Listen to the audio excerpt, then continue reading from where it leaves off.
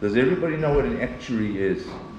Yes. Just so that we get that. But Adi's going to talk about it from the point of view of where he was, what he was doing at the time, and how he conceived this idea and then grew it in a different kind of way. So not just looking at it from the point of view of moving from ideation into opportunity and then growing and getting funding, etc. along the way, and he's going to talk about all of that, and you're going to hear his interesting take on the whole concept of funding. And he's got a completely different approach, which I think you want to think about, might not be exactly how you see it. During the course of this afternoon's presentation, we're going to break into groups of 4 or 5 people around. We're not going to go into our groups. Just to take some of the thinkings and the learnings from this morning's venture opportunity screening guide and applying it to what do you think Adi could potentially do, or maybe what he hasn't done, or maybe what he could think about. We are always open, and he is always open to hearing the views of others, and he's going to share this with you. So Adi is the author of a very well-known book. He's going to talk to you about it, but that's not really what this is about. He's talking about this concept of moving from the gig to the meta-gig economy, and how he has gone through his entrepreneurial journey and most probably got right most of the time and obviously wrong some of the time, because that is the journey that we as entrepreneurs go through. So thank you very much indeed for coming through. Thank you. Thank you very much. Okay, Adi Kaimowitz, everybody. Can we give him a round of applause?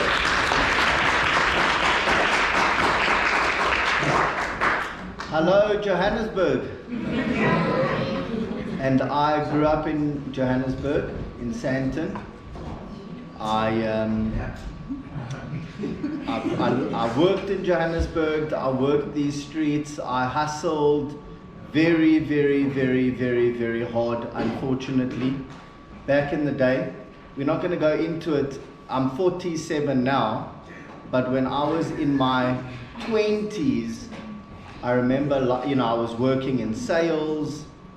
I'm not going to go down that rabbit hole, but I remember not wanting to get out of bed because I didn't enjoy what I was doing, and basically crying myself out of bed and then hustling in Joburg. So these days I live in Cape Town, and the business that I started and now do the admin for and the recruitment for has clients in Joburg and in Cape Town, and we got people that work in the business in Knysna and Swellendam and Johannesburg and Cape Town and all over South Africa. It's a nice place actually.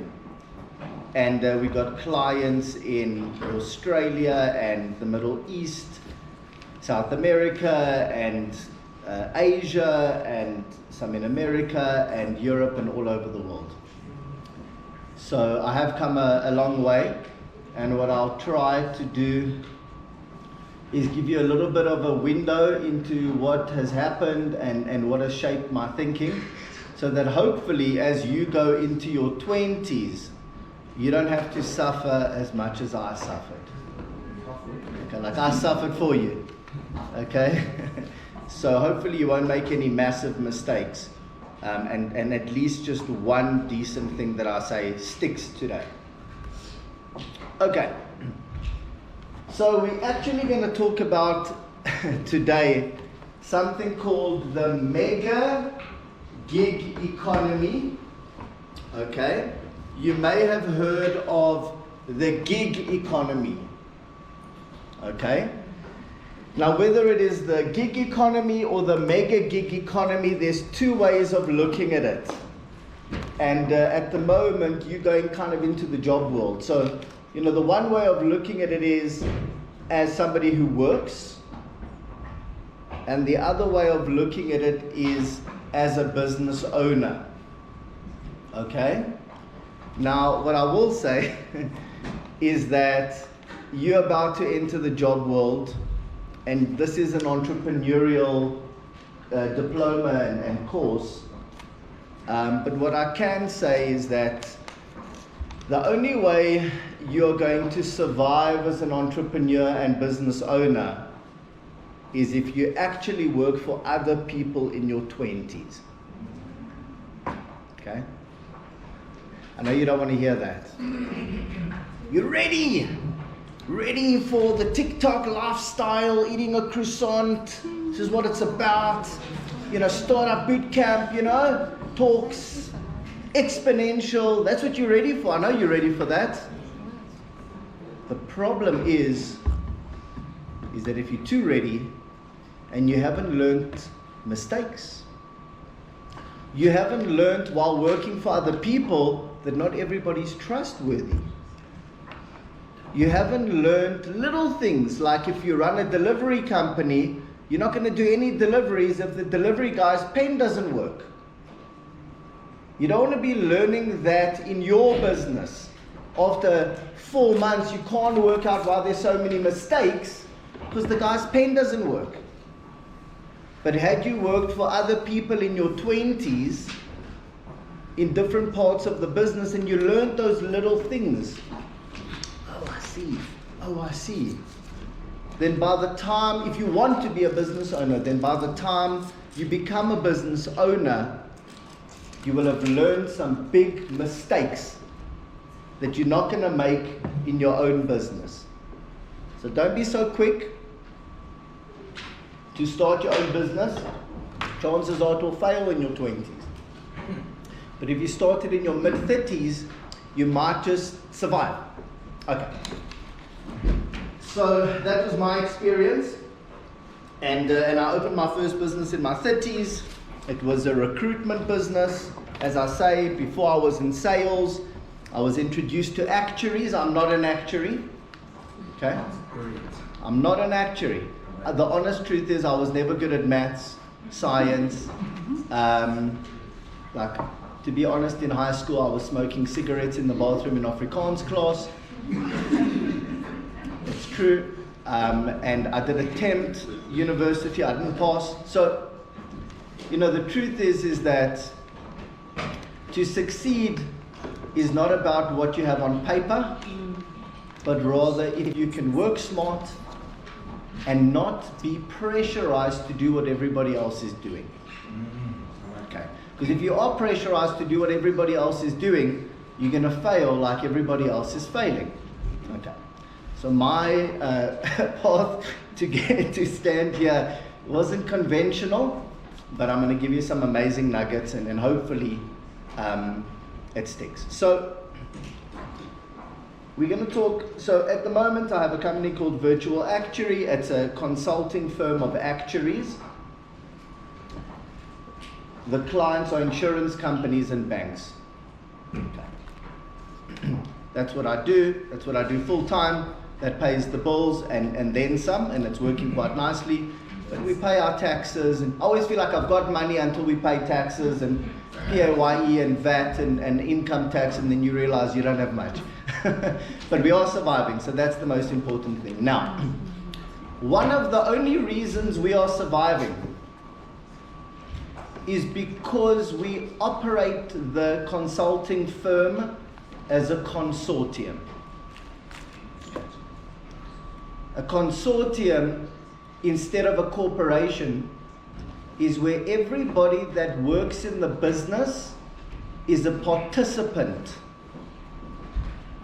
and not an employee that is getting paid whether the business does all right or not. Okay, so what we're going to talk about today is the gig economy, the mega gig economy, concepts like consortiums.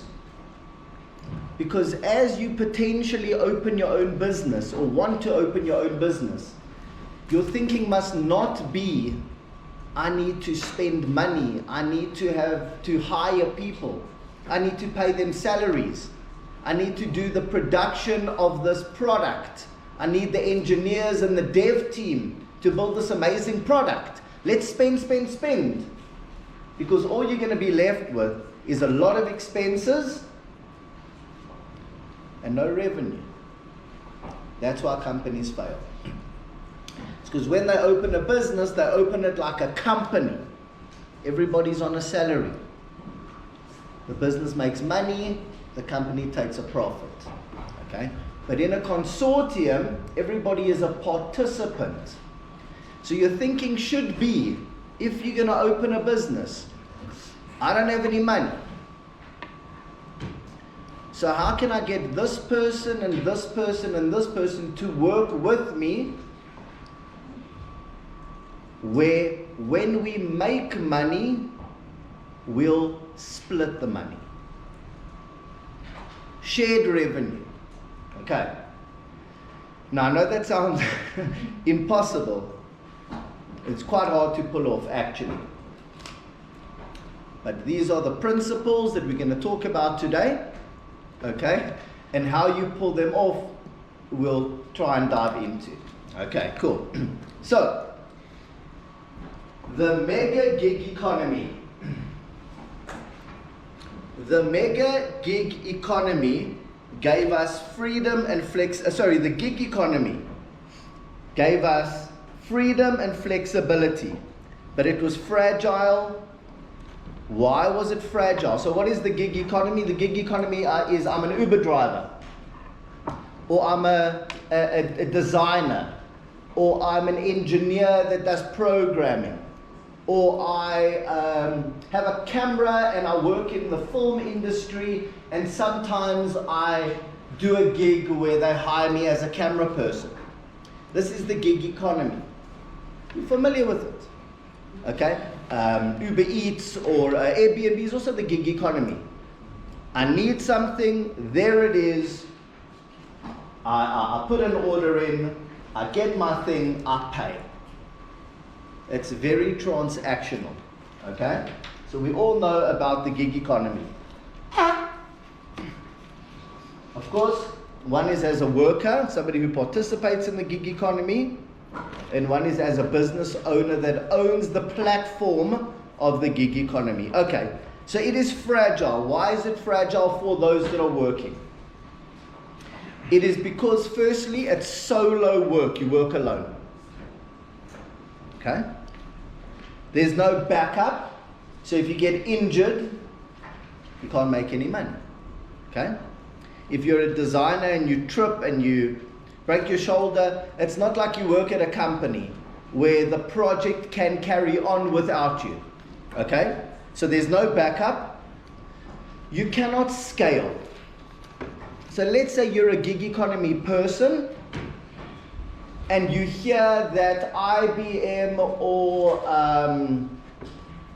give me some company from overseas, a big company from overseas. Amazon, right.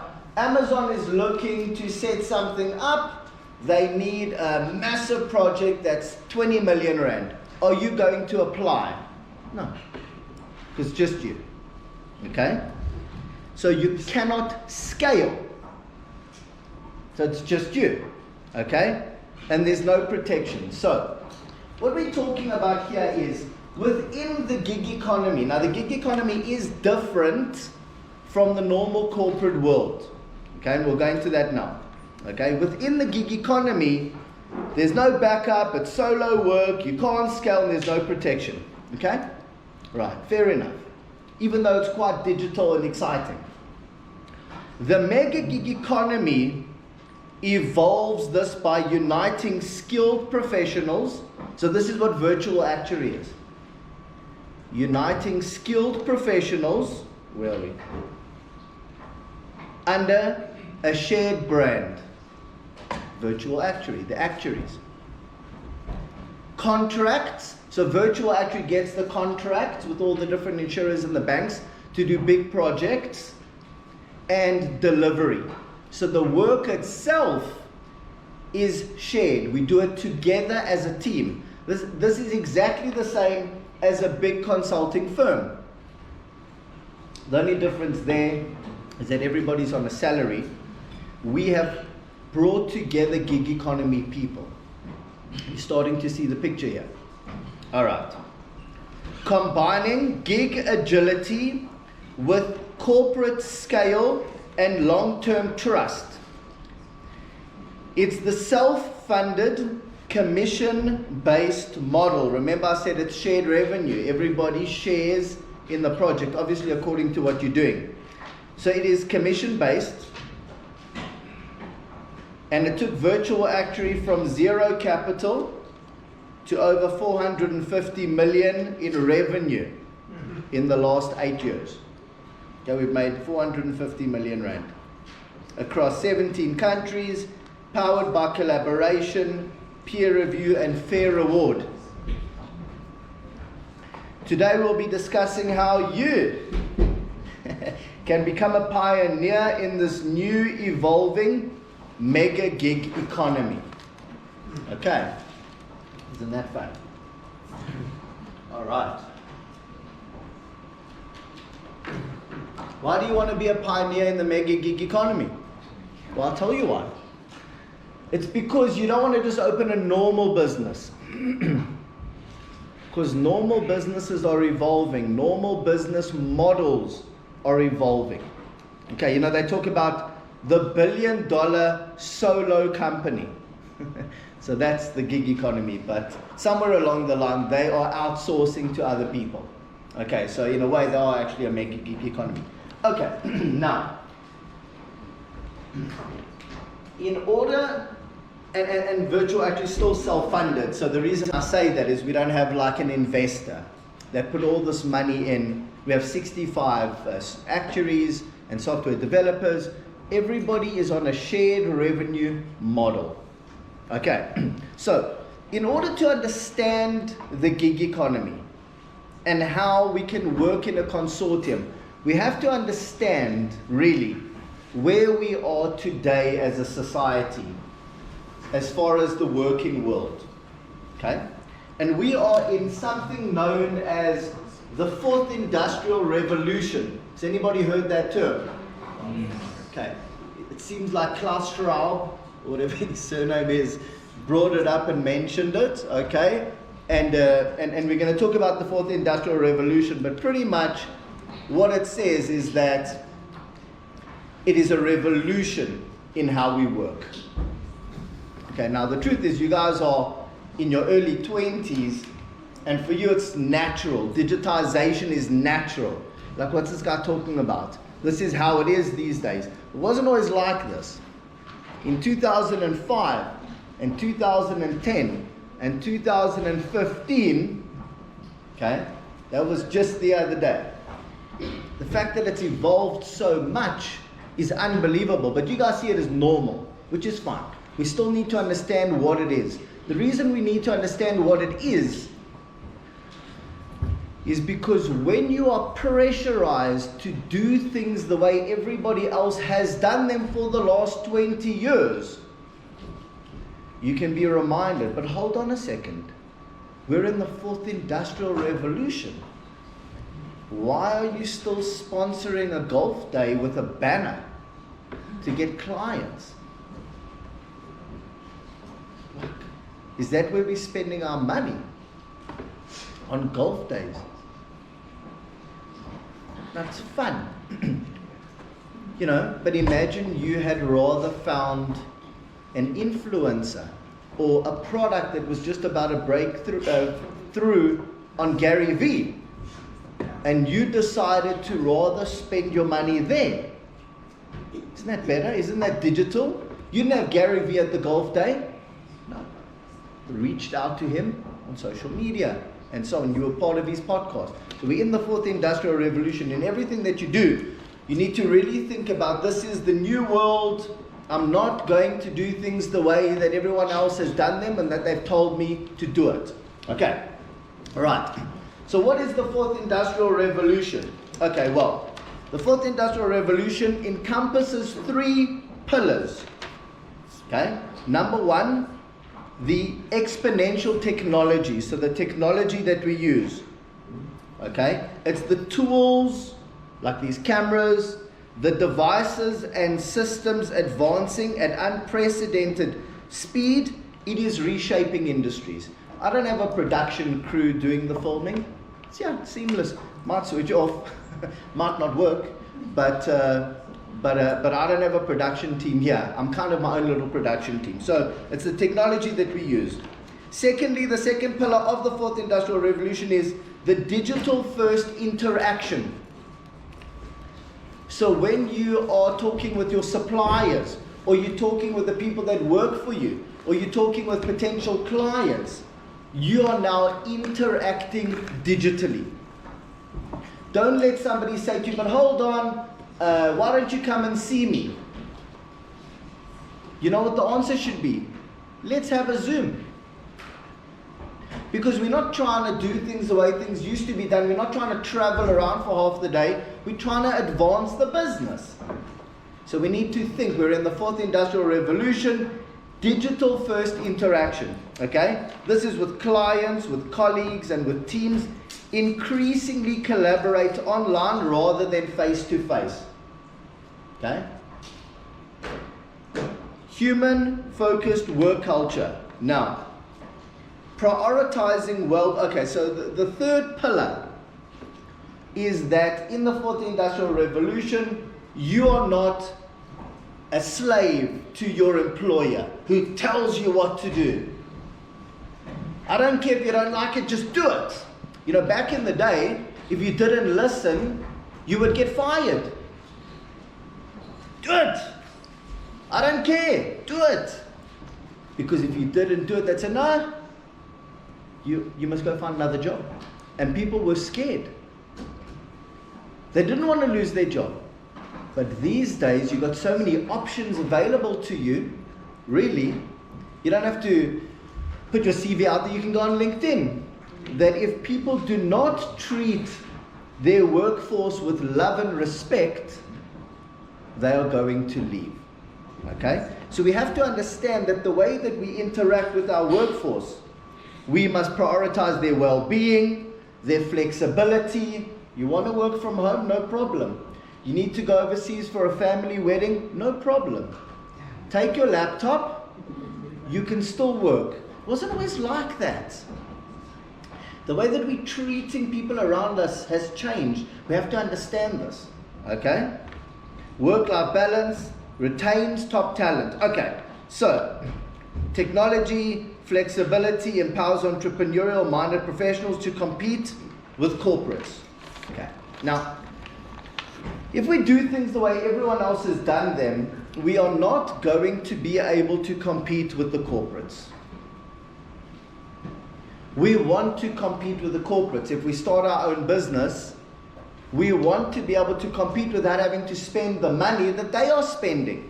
So, you have to be, basically I'm saying you have to be a ninja these days. You have to work like a ninja. You have to open your business like a ninja. You have to spend your money like a ninja. You have to attack the market like a ninja. Not the way things have always been done. Okay. Leveling the playing field for small players. No more massive capital barriers. Now, what's going on here? Why does this represent the fourth industrial revolution? Who can guess? What is this? It's a castle, right? With a moat. What's the moat? What used to happen, look at these massive buildings in Johannesburg. Can you imagine sitting in this class and thinking, hey, Jesus, are you mad? You think I'm going to open a transport company? Look at that transport company over there. Look at the size of their building. How am I ever going to be able to compete with that? Well, I'm here to tell you that back in the day, you couldn't. Because their business and their business model and their clients had a moat around it. If you didn't have a big building, if you didn't have a 5 million rand server in your basement, if you weren't able to have the capital to attract the staff, you could not enter the market. You couldn't enter the castle. But in the fourth industrial revolution, the moat is gone.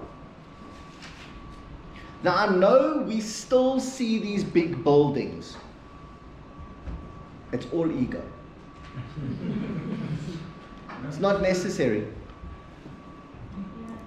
do you know that our business has beaten all the other consulting firms that were in the market, what we call the giants, that have these big buildings? It's all ego. How did we beat them? Well, we go to the client and we say, here's our proposal. It's half the price. The client says, that's nice. Let's look at the people doing the work. The people that have joined our business used to work at those companies. So if you compare like for like, the quality of the proposal for this big project is identical, if not better. Half the price. So how do these massive companies that have to pay for these big buildings compete with us? The tables have turned.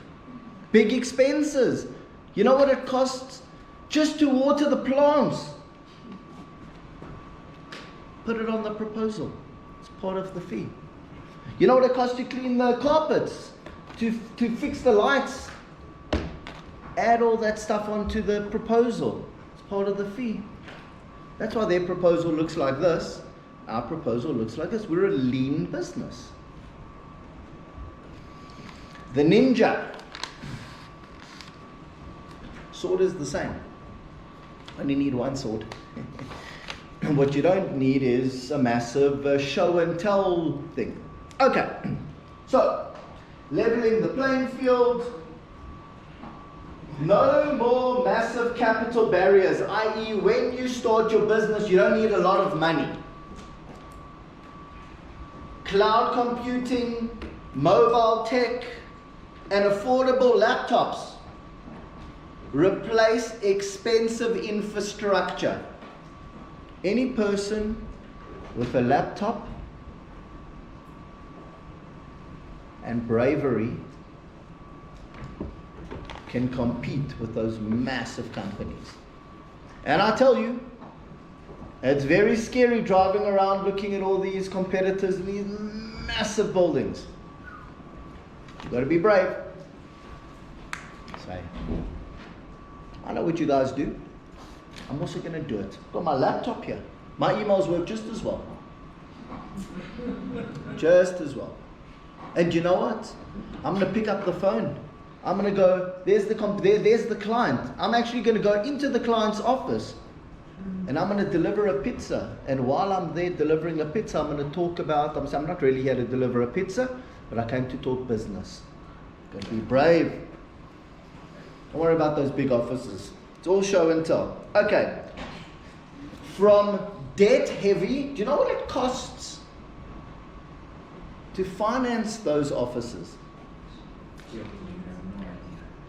Old companies are debt heavy. We are lean. We have no debt in our business. We're not paying massive interest fees. Think about that. Right. Gig era. We're in the gig era. Okay, we're only just being introduced into the mega gig economy, but we are in the gig era. Okay, gig era startups avoid bank loans for equipment and office space. Okay, smartphone ubiquity. I have no idea what ubiquity means, but there it is. Okay, smartphone ubiquity.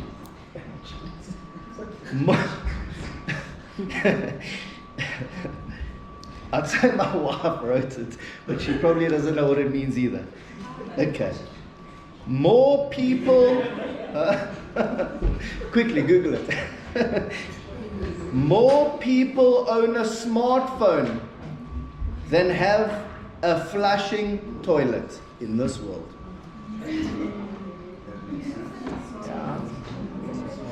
That's where we are, folks.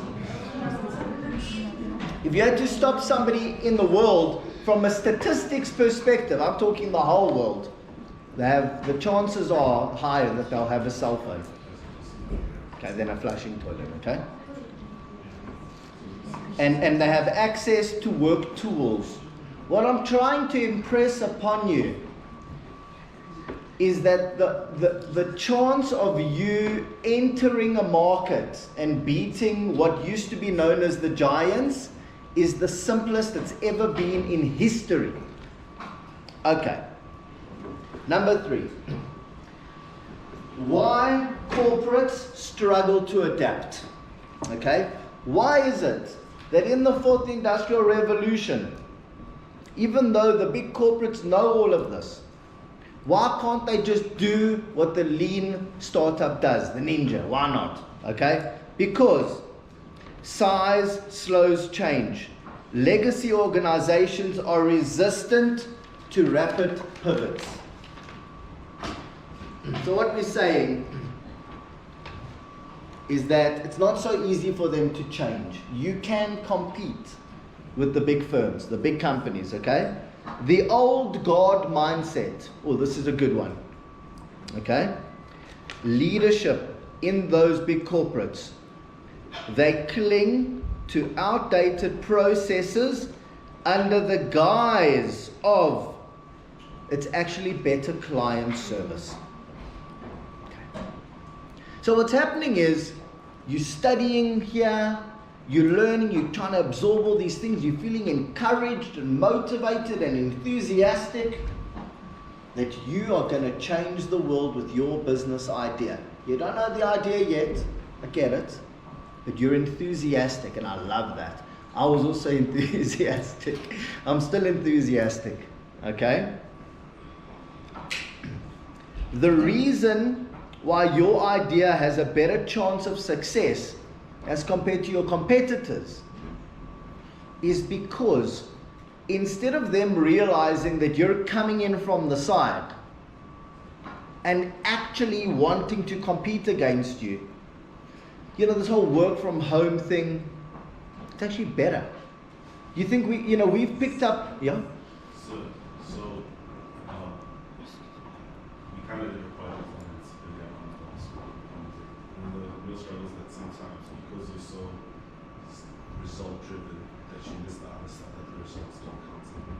So like, we could say that we have certain deliverables, but if I discuss them, like, that's how we're going to collaborate with each other in the room. There's certain ideas that will come out that wouldn't happen if we're just having to meet something that's deliverable, like end of this month, I have to finish up these documents.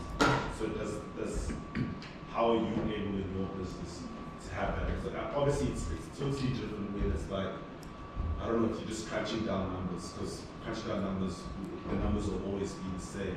When you're having to bring a new product to market, and then you're thinking about, okay, if we put this thing on, if we move. So there was a thing with like on Capitec with the tap to pay thing. The enter button was too big, it was too small as opposed to the declining button. So a lot of consumers are having problems with when they're trying to accept the transaction, they were pressing decline, which obviously still done because now I don't want to pay more because it takes so long to pay. Right, so things like that, how would you find those little to still bring different products out? I don't know if I'm making sense. Yeah. So basically, you're at home. You've picked up these things. You're a developer or you have a friend who's a developer and you want to open a digital bank. You want to compete with Capitec app. You want to build an app. You want to approach them and say, my app is better than yours. You're hungry. You want this. Okay? Badly. You're going to stay up the whole night to do it. The manager of innovation at that company who drives their Audi TT into the office, has their parking spot, and they're focusing on the person who's going to clean the car and say, hey, make it nice. They got golf in the afternoon. They're walking down the corridor, glass corridor, beautiful view. They've got a friend of theirs that they haven't seen in a long time coming to visit them from primary school. See their big fancy office, what a success they've made of their career. They've reserved the one table on the corner overseeing the whole of Sandton. It's very beautiful. Well done. Well done, Tina. Well done, Boris. You're a big success. Oh, head of innovation. Jeez. I don't try and do too much that's too risky. I don't want to stuff it up. They just want to make sure we have little improvements here and there. The product's working. I don't have to go all in. I don't have to risk it all. I love this. If I could work here for the next 15 years and earn another 5 or 6% on my salary, I've had a great life. Look what a success I am. They are not as motivated as you to succeed because they cling to outdated processes. They cling to the aura of the office environment. That is why corporates struggle to adapt to you sitting there, interacting with a developer in Singapore who you hooked up with on some NFT project, who just so happens to also be into digital banking app creation. See? Hope that answers your question. But how are you doing it in your company? That's my Doing what? Like well, I'll tell you. Is that the software development team understands that if we build that product brilliantly, then Adi's going to knock on the door of a bank in Singapore and he's going to get us into that bank. And when they take on our product, that person is not on a salary, they're on a shared revenue incentive.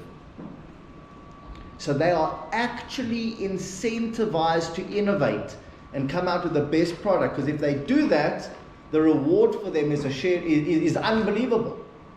It's not a little 5% increase.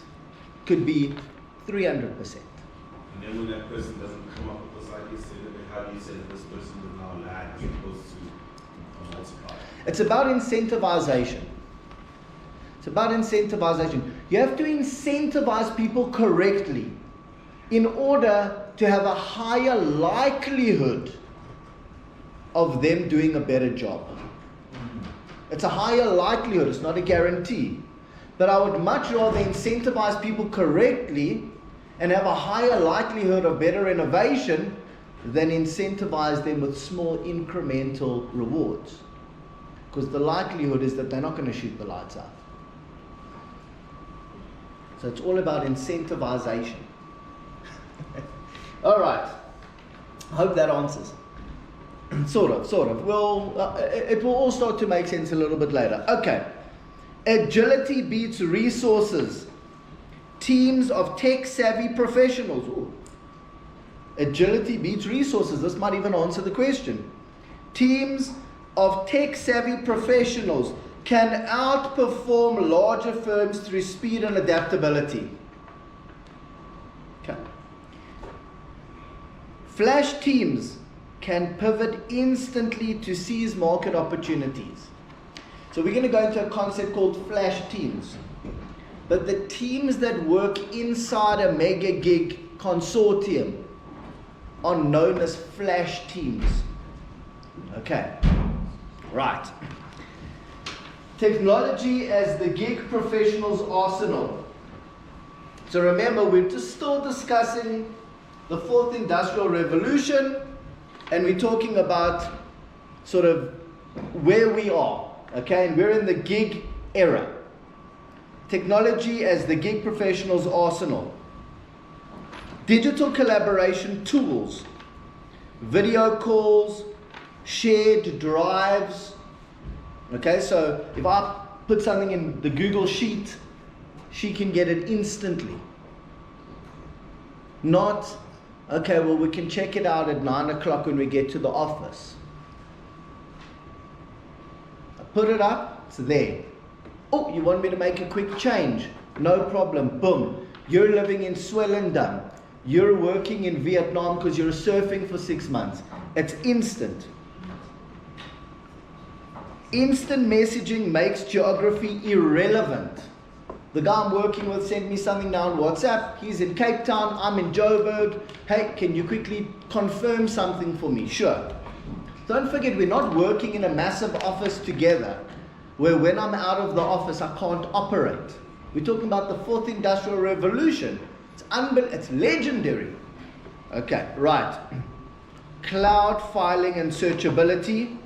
Fingertip access anywhere, anytime. Think about that. Imagine you're driving somewhere and the people you work with are like, oh, I left that one document at home, I'm going to see the client. Don't worry, there it is. I've got it, I've sent it to you. Unbelievable. You got to be a digital tech savvy ninja. These ninjas don't kill. These are friendly ninjas. They're actually gardening ninjas. That's what I meant to say. They're in the garden. Okay. Multi-screen efficiency. Okay. Workflow design boosts productivity and responsiveness to clients. So I've got a lot of screens. I used to have about 8. Now I only have 3. Okay. But they're massive. Okay, and with those, I can have spreadsheets open, I can have a Zoom conversation on the one, I can see the person's LinkedIn profile over here. I'm sitting in a meeting with somebody, I go, oh, I actually really like that post you made about that thing at that conference. Imagine you're live on a Zoom. The person's like, wow, I only posted that like an hour ago. Jeez, that's amazing. They're going to interact with you. So you have to be digi-savvy these days. And I'm preaching to the choir because you guys are young and you're all digi-savvy. But I'm just trying to tell you that when you go into opening a business and somebody says, we need to do pens and folders so we can bring people over for a cheese and wine so we can do a presentation, you're going to say, that's the stupidest thing I've ever heard in my life. Why can't we just do a campaign where we give away something on one of our Instagram hashtags? Well, Sarah, you've been paying attention in class. See, we've got to do things new age. We've got to think in a new age way. Okay. Mindset over machinery. Tools are useless without adoption. Tech only adds value when used strategically. Okay? Organization still matters. Digital files must be structured for quick retrieval. I'll tell you something that I'm sure your parents have taught you, is that if you are not organized as a business person, you will not be as successful as you can be. So what that means is that in anything that you do, while you might have a messy desktop with everything saved, if you have great filing systems as an entrepreneur, as a business person, if your accounting is up to date because you're an entrepreneur, you're a business person, you obviously do your own bookkeeping, obviously. These days you can have a program, Sage Accounting, Xero, whatever it is. As a business person, you're the bookkeeper. If you are spending on something, if money comes in, you're reconciling the books on a daily basis. So that when a client or when somebody says, a supplier says, you paid us short, you go, hold on. Oh, you're right. I by mistake put a 5 in here in the invoice that you sent me on the Sage Accounting. You're very, very, very organized. Okay, so digital files must be structured for quick retrieval. Speed, quality, cost, balance. The gig professional's key to staying competitive. Why am I telling you all of these things? I mean, it's all good and well to understand the fourth industrial revolution and the mega gig economy. The reason I'm saying silly things like you have to be organized is because if you are going to compete and beat these big companies that have these massive buildings, you have to be the most professional, organized person you've ever met in your life. Because if you are, you can beat them. Literally, you can beat them. Okay. Right. Are there any questions? Yeah, this is one. Question? So far, flash groups, flash teams. What are they? You heard Ali talk about it. It's a very important concept. Flash teams. What does it mean to you? We're going to go into that as well. But I just, Yeah. see if there's a sense of the explanation of what that actually means. Yeah. Isn't it when people come together quickly to make decisions, like a team? On a specific process, task, or outcome. So, but the big corporates are also doing that. That's They are and they're not. They are doing it in a more formal way. Because of the way that they are recruited, hired, and what they have to do in order to get their salary. This is professionals coming together in a flash team extremely quickly. People who might not have worked together before. Yes? Yes. So what happens is, big client in Kazakhstan wants a massive project done. Somehow in South Africa we hear about it. You heard about it. One of these large transport companies or one of these large building companies, Murray and Roberts, although it seems they're closing down. Fair enough. They hear about it before they heard that they were closing down. And they go into their little room and they go, right team, we are gonna propose for this job. And they look at their team and they realize they have a staff contingent of 25 people. But the manager who has the budget to propose realizes that actually he only needs 5 people in his current team, but he actually needs 5 people in Arthur's team. And that's the IT team. And he doesn't have a good relationship with Arthur. But he knows he needs 5 people from Arthur's team to propose and win and succeed. But he's not going to do that. So he's going to put together a proposal with what he's got. He is not a flash team. He's a department. Then you come around, you go, oh, okay, it's not that I've got 25 people that I'm paying salaries for that I have to use them because I'm paying for them. You say, I have access to 40 people in the consortium.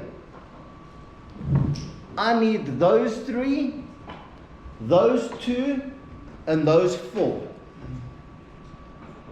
Those people are then invited to propose for this project in a flash. So are you, in this revenue incentive structure, is it based upon project or is it based upon total revenue that you're generating? And I'm struggling to understand the incentive because it obviously makes sense. Your project. Oh, okay, that makes sense. But some of these projects go on for a year or 2, and the team works across multiple projects all at the same time with managers, peer reviewers, your typical consulting firm structure. And at the end of each month, we invoice. And the client pays and we split the money. So there was a thing that you were saying that like, you can't scale in the gig economy. I kind of have a problem because I know a lot of guys, so I have friends who like work in software development, and then also in cybersecurity, right? And then how they do it is that they gain more competencies as they go along. So they'll do like research courses. And as you add more courses, obviously, like if you learn different coding languages, whatever, like it sounds like gibberish to me. Now they explain that you're able to go for more work. So instead of learning, Yeah, that's skill development. That's not scaling. That's them developing their skills. When I talk about scale, what I mean is that they cannot take on a project that needs 15 people. They cannot take on a project that needs 5 people. They can only make money according to the hours that they themselves can do, no matter what their skill level is. They cannot scale their ability to earn. But in the mega gig economy, let's say I'm doing 160 hours a month, but I hear from my friend's mother's business that they need a project where everybody that I work with can do that project, but I can't do the work because I don't have time. Then I speak to the management of the consortium and I say, let's propose for that. You're like the business development partner on that piece of work. If the team, the flash team that is put together that proposes gets the work, you will get a cut of the profit from that on an ongoing basis because you brought the work in. But, do you know, I know a lot of people actually from my church. So you're saying I don't have to make the money only on my 160 hours. I can scale my ability to earn money because I am also involved in business development and sales. Ding! Light switches on. You do that for 5 or 10 years. And you are going to bump into somebody that you have not seen for 5 or 10 years. And they're going to say to you, hey, haven't seen you in a while, what's up? Nice car, like where do you live? What does this come back to? Social capital. Remember the famous Lawrence leader saying, you can monetize social capital. Don't forget, you can monetize social capital. And we've done it. He's done it and I've done it. Okay, and we're not such old guys. Exactly. Even the head. Exactly. Very important what you are being taught here. One day you're going to be sitting in the bath and you're going to go, You remember that part? remember that thing Lauren said? I'm making this phone call. Right now, I'm going to make this happen. So all these little nuggets, they might not seem like they're going to sink right now. But if you hear them enough, the light will switch on. Okay. So my friends, the consortium. The consortium is teams of flash people. Okay. Now, we are going to discuss the consortium business model. This is actually what Lawrence wanted me to talk about right at the beginning. The mega gig economy, i.e. consortiums. But this is important because this is not how it's being done at the moment. That's the thing. This is new way, or just a different approach to way it's being done. This is not just being recruited or getting an internship and then potentially getting a job with a company that you've done your internship with. This is bringing professional minds with expertise together to actually do professional things. Listen carefully. right. Now, within a consortium, and in any company really, you have services and you've got products. So let's say you have an idea to make the best baseball caps in the world that has a logo of ice cream on the side. That's your theme. Okay? You do not need to own the factory. You do not need to pay for the materials up front. You don't need to have the factory workers on salaries. If you think like a consortium, you can go to the owner of the factory and the owner of the machinery and say to them, I have an order that I'm going to get for 10,000 baseball caps. And I cannot pay you up front for the factory and the machinery. But when the client pays me for those caps, I will split that revenue with you proportionally. I'll show you what it costs for the materials. I have the same arrangement with them. And you know what the factory owner and the machinery owner and the person that has the material are going to say to you?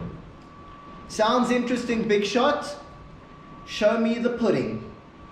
Show me the order. Because if you show me an order, I'll agree. No problem, go get the order. Go get the order. And when you speak to the client, tell them the reason you can give them such a good deal is because you don't have the overheads. But everybody that's along the chain is a commission earning participant. So they're getting rock bottom prices. So if they give you this order, they can see what the sample looks like. Then they'll give you the order. And then everyone makes the order, and then you deliver, they pay you, and then you split the money. Okay. So a consortium can be services or products as well. So don't think it's only services. Okay, cool. So, now, in order to talk about a consortium, we need to understand, as a business model, what are our options? Because now you want to open a business. What kind of business are you going to open? I bet you didn't even know you had options. Be honest. Put your hand up if you didn't know you had options. Be honest. All right, fair enough. Ask the question again. In the business world, how many of you knew that you have options in the business model that you can start? Who knew you had options? Okay. So, like, let's say you want to open a business, you go, right, I need partners in the business. Okay, you come into a room, you go, right, us 5, we're going to open a business. Okay, there's 5 of us. We're going to go to CIPC, or what they call SIPC, and we are going to register a business. You're a director, cool, 5 of us here. Okay, so I guess 20% ownership for everybody. Is that right? Isn't that how we open a business?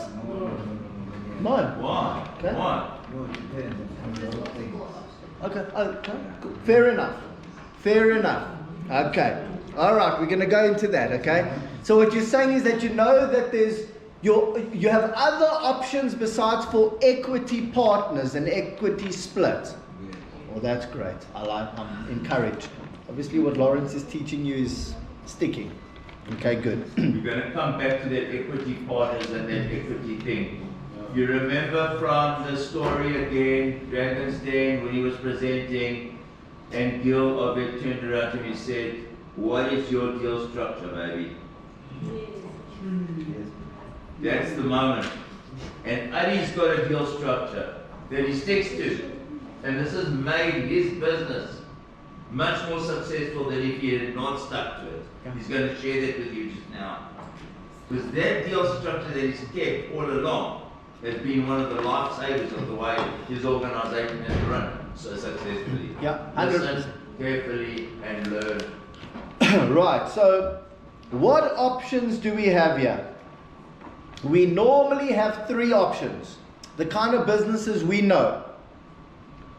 Number one, the large corporation. Prestige and resources, but rigid hierarchies and misaligned profit distribution. Don't the people right at the top make most of the money?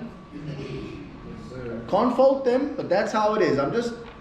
We're not judging. We're just laying the blanket down. You know, we're just putting the tablecloth down. Okay.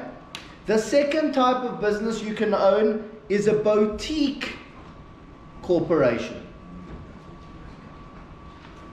Smaller scale, so it's a smaller business, but it still carries the...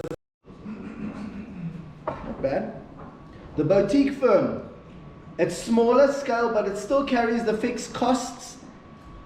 Now, generally it has investor control and static ownership splits. So that's what I was talking about. You want to open a business, you say, hi, you know, everybody's an equity participant. What often happens is you start talking about where are we going to have the business, you know, like we need office space, we need a secretary in the front, we need a big sign. We need staff. What you will generally find in a boutique corporate is that they operate like a corporate. They're just smaller. Okay, so the whole mindset is we need to hire people, we need salaries. Okay. The third thing that you have is, now let's not forget, we're talking about if you're going to open a business now, not if you're an employee. Remember I said the one is you're a worker, and the other one is you're a business owner. So now we're going to, if you're going to open a business, what are your options? We're on the business owner side of things now, okay? The third thing is, I am an independent operator, a gig economy person. I have full autonomy, but I'm limited by capacity to take on large, multi-skill projects. And in most cases, those are the three that people look at. They either open a business or they operate alone. Okay. None of these models fully balances flexibility, fairness, and growth potential. If you look at all of them, they all lack one of those. In a big corporate, they're not as flexible with the people that work there. Quite often from an earnings perspective, it's not about fairness, but rather who was here first. And the growth potential of an independent is limited. Okay, fair enough. So, we want to open a consortium. So the fourth one is a consortium. Okay, that's interesting. There's another option, a consortium. So how do we start? What is the methodology that underpins a consortium? Because now you say to people, you know what, let's rather open a consortium. They go, oh, what is that? What is a consortium? Exactly. And the only thing you need to say to them is, we will share the revenue paid. Don't worry about equity nonsense. Don't worry about expenses. Let's just be real. We need clients. We need cash. We need cash to come in. Okay? So you know what? Let's go bring some cash. When that money comes in, we will split the money. Okay. Now why are we saying this? We're saying this because it's quite attractive. Imagine you want to start a business with people and you say to them, well, I just must let you know that I've done the budget and we're going to be in for 250k each within the first 3 months. Because if we're going to open a company with equity and everything, we've got big expenses. We have to, this is not shared revenue. This is, we want ownership, we want to have a corporate, we want the big profits, but we got budgets, we got expenses. I need you to also contribute to the expenses. People don't like that. So rather what you want to say to them is, there's no expenses. No expenses. You work from home. Those 4 people will work from home. I'll work from home. We don't have any expenses from a business perspective. Just got your home living expenses. But the business that we're going to start, the consortium doesn't have any expenses. Okay? No fixed expenses. So let's go out there and bring some money in. And when that money comes in, we'll split the money. Okay, now, how you have no expenses is because most of the expenses of a corporate is either in their rent, is because they feel they have to have a marketing department, they have to have an accounting person. They start to bring people in such a way that they have expenses before they even bring in the money. But if you understand that you can be digital and lean, then really there aren't really any expenses. Okay, but let's go bring in the money. Okay. Let's just stop there for a moment. Sorry, Adi, because you might be an extremely important point. This digital and lean. Talk to me about how you would see that class, this digital and lean thing that Adi is proposing in terms of this revenue sharing model and ensuring the growth of this particular startup or new venture. Or growing venture. Maybe this is a growing venture. Digital and lean. We're going to talk about lean in much more detail tomorrow, just from a methodology point of view. But if you just take those words, digital and lean, why does it make sense that you can do this today? That's really the question. I think of the option of like this remote work or hybrid forms of working where you don't actually need to be physically with those people that you're working with. Correct. But internet connectivity, wherever that person is, gives you the ability to communicate and share tasks through like SharePoint and things like that. So Correct. there's all these capabilities for that type of Right. Meetings can be recorded. You can get the most important things out of them. Yes. So I also think because we're not to interact with clients so much face to face, there's no need to have that superstructure. That's how we see offices and mentioned. Ask Adi how many of his specialist actuaries see the client almost all the time. Like if you were working for a consulting company and you have to be in the client's office every single day, baby. Yes or no? Adi? Is it a true question? No. But ask him. So, we see the clients every day, constantly on Zoom. There you go. Okay? Did I answer right? So, what happens is that you can see the clients every day, and the truth is that even if the clients want to see you face to face, you can go to their office. You know, when we opened Virtual Actuary, the idea was that we would be able to pick up a client in Hong Kong. Okay? Because if we could just get through that first meeting where they accept that we can do the work, and we send through the proposal and they give us digital access to their business, then we could do the work. Okay? But the consulting firm across the road in Hong Kong, that's paying huge fees for their office,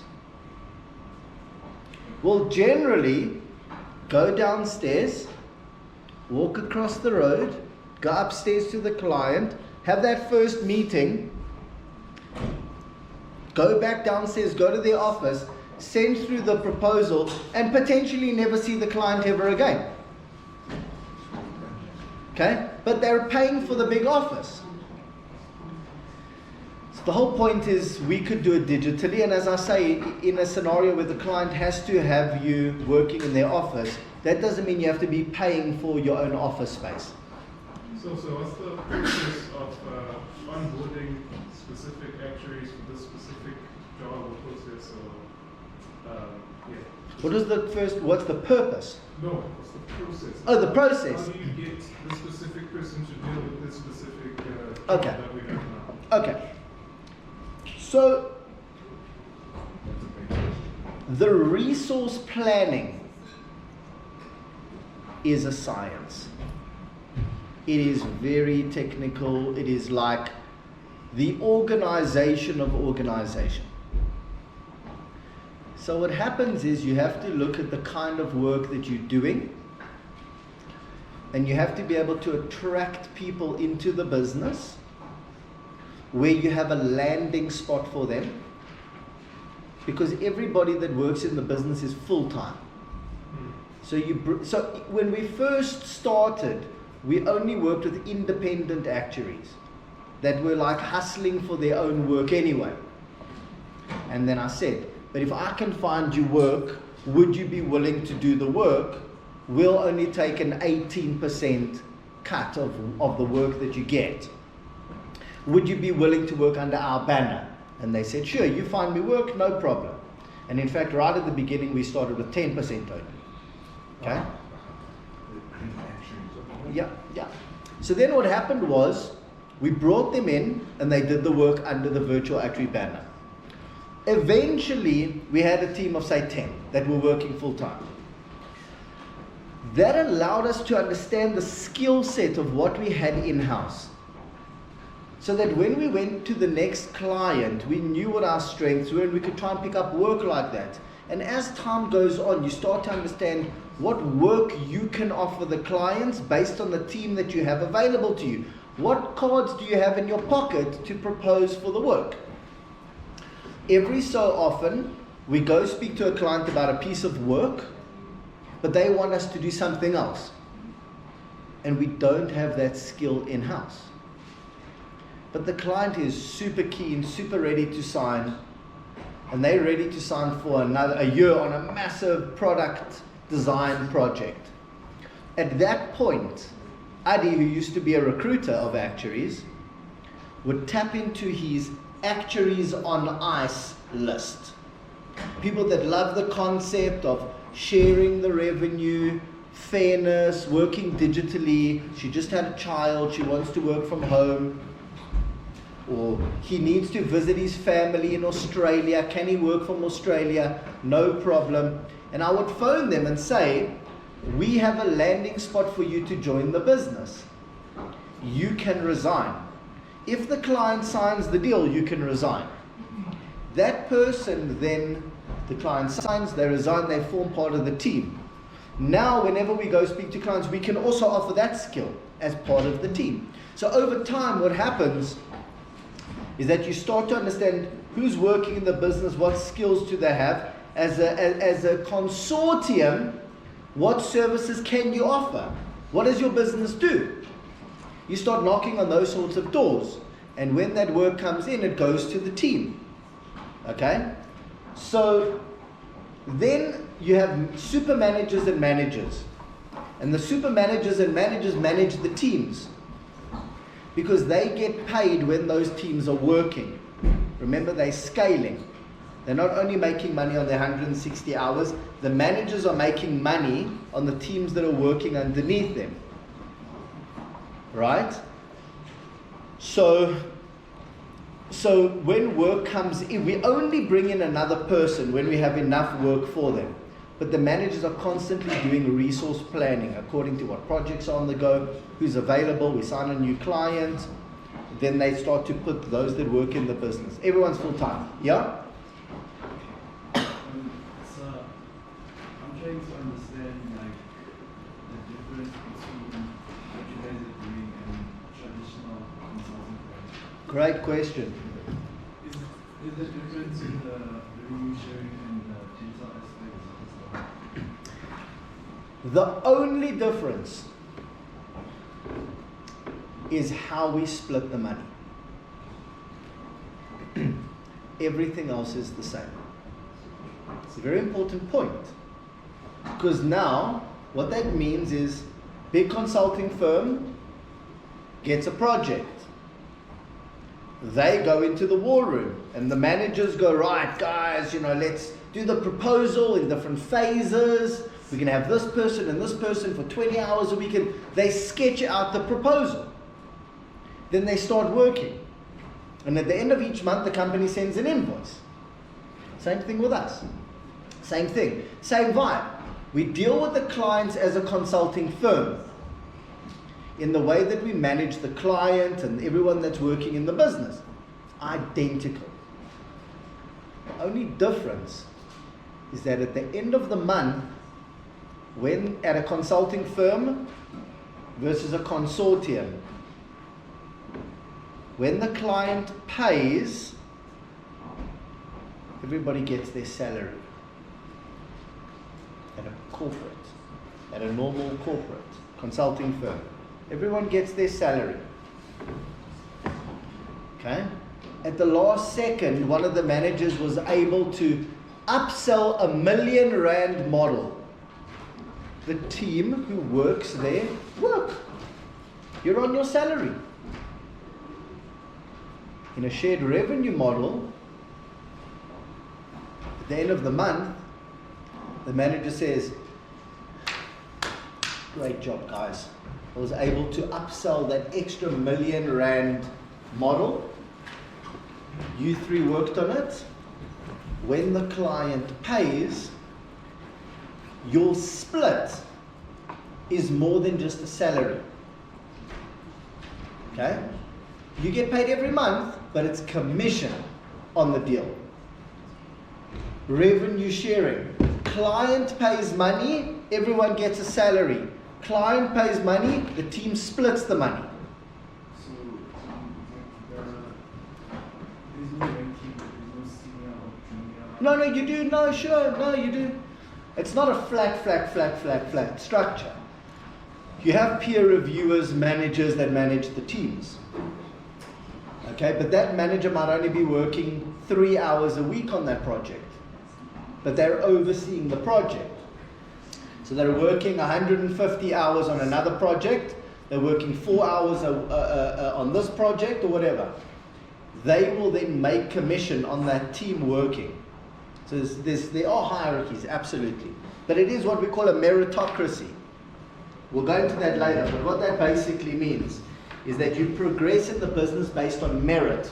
So are salaries then based on like a freelance basis? Because what happens if you don't have a client paying for a month, or like, especially like in the beginning of the business, I'm assuming? Yeah. How do you structure that? Yeah, so it's not called the salary, it's called commission. Okay? But you still get commission every single month. Okay? But not to get too technical, but the way that we do it is we say that if the client doesn't pay, you don't get paid. So what you start having is a mindset in the team that if at the end of the month, when we issue the invoice, if the client is not happy to pay the invoice, you don't get paid. Imagine working with a team of people who understand throughout the month that they need to be responsible, efficient, so that when we issue, you have to manage the project brilliantly, you have to keep the client up to date constantly, you can't just run off course, you can't just make silly mistakes because it wasn't your job. You take ownership and responsibility of what is happening in a consortium, so that when you issue the invoice, the client pays and you get paid. Whereas at a normal company,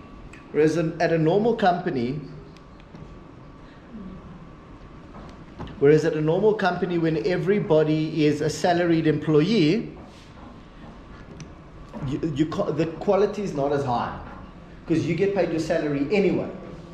You don't want that. If you're a business owner, you want to know two things. Number one, that you're not forced to pay people if they do cuck work. Okay? Who wants that? You don't want that. Okay? You want people in the business that understand that you are going on this journey together. You will then split the money if we all do a great job. If you're a business owner that's going to open a business, don't you want to open that kind of business? You do, of course. Of course, as a business owner, you need to make sure you bring the work in. Because you don't want to lose the people. But if you're paying salaries, you also have to bring the work in. Because if you don't bring the work in, you're paying salaries. You're not making any money. You're losing anyway. So in either scenario, as a business, you have to bring the work in. What you don't want is to be bleeding money. Because people are working like employees. Okay. So, revenue sharing, slide number 4. The problem. Traditional startups need funding. So that is not revenue sharing. They need funding. Why? Because the whole mindset is I'm opening a business with friends, we need to hire people, we need salaries, we've got expenses, traditional startup. Inevitably, you're going to look for an investor. You don't want that, not right at the beginning. Traditional startups need funding. They either get loans or they have an investor, leading to long-term debt or diluted ownership. Who wants that? Who the hell wants long-term debt? Who wants diluted ownership? You don't want that stuff. There's a better way. The consortium. Revenue sharing model. Okay? What is the solution? Why is the consortium the solution? Yeah? So I wanted to ask, how do you then register a consortium? Is it like, do you register it as a private company? Yeah, it's a company. It's a normal company, it's registered as a normal company. It just means when you're looking to bring people into the business, instead of having a conversation with someone and saying, you are able to do this function in the business, instead of saying, I will pay you a salary, you say, you're sitting at home anyway. Okay? If you join me, I will go get clients and you're going to work and like you would normally be working. When that money comes in, I'm going to pay you a commission. You still pay their tax, their PAYE. It's still like a salary, but it's just a commission. So you run it as a business. It's still a business. You still pay VAT and all that stuff. Okay. So the solution that traditional startups need funding is a consortium allows professionals to bypass this. You don't need loans. You don't need investors. By pooling together skills and splitting the revenue and sharing the infrastructure. Question, yeah. Sorry. When it comes to the revenue sharing model, how do you determine the percentages of sharing the revenue? Right, so it is all dependent on the paying client. So the paying client needs a wedding to be done. Okay? The paying client needs a wedding to be done. Your friend Sarah's family have all the plates and the cutlery and all that stuff. But you and your family can run everything else. So you say to the client, you're going to pay, and then there's the food person that does the catering.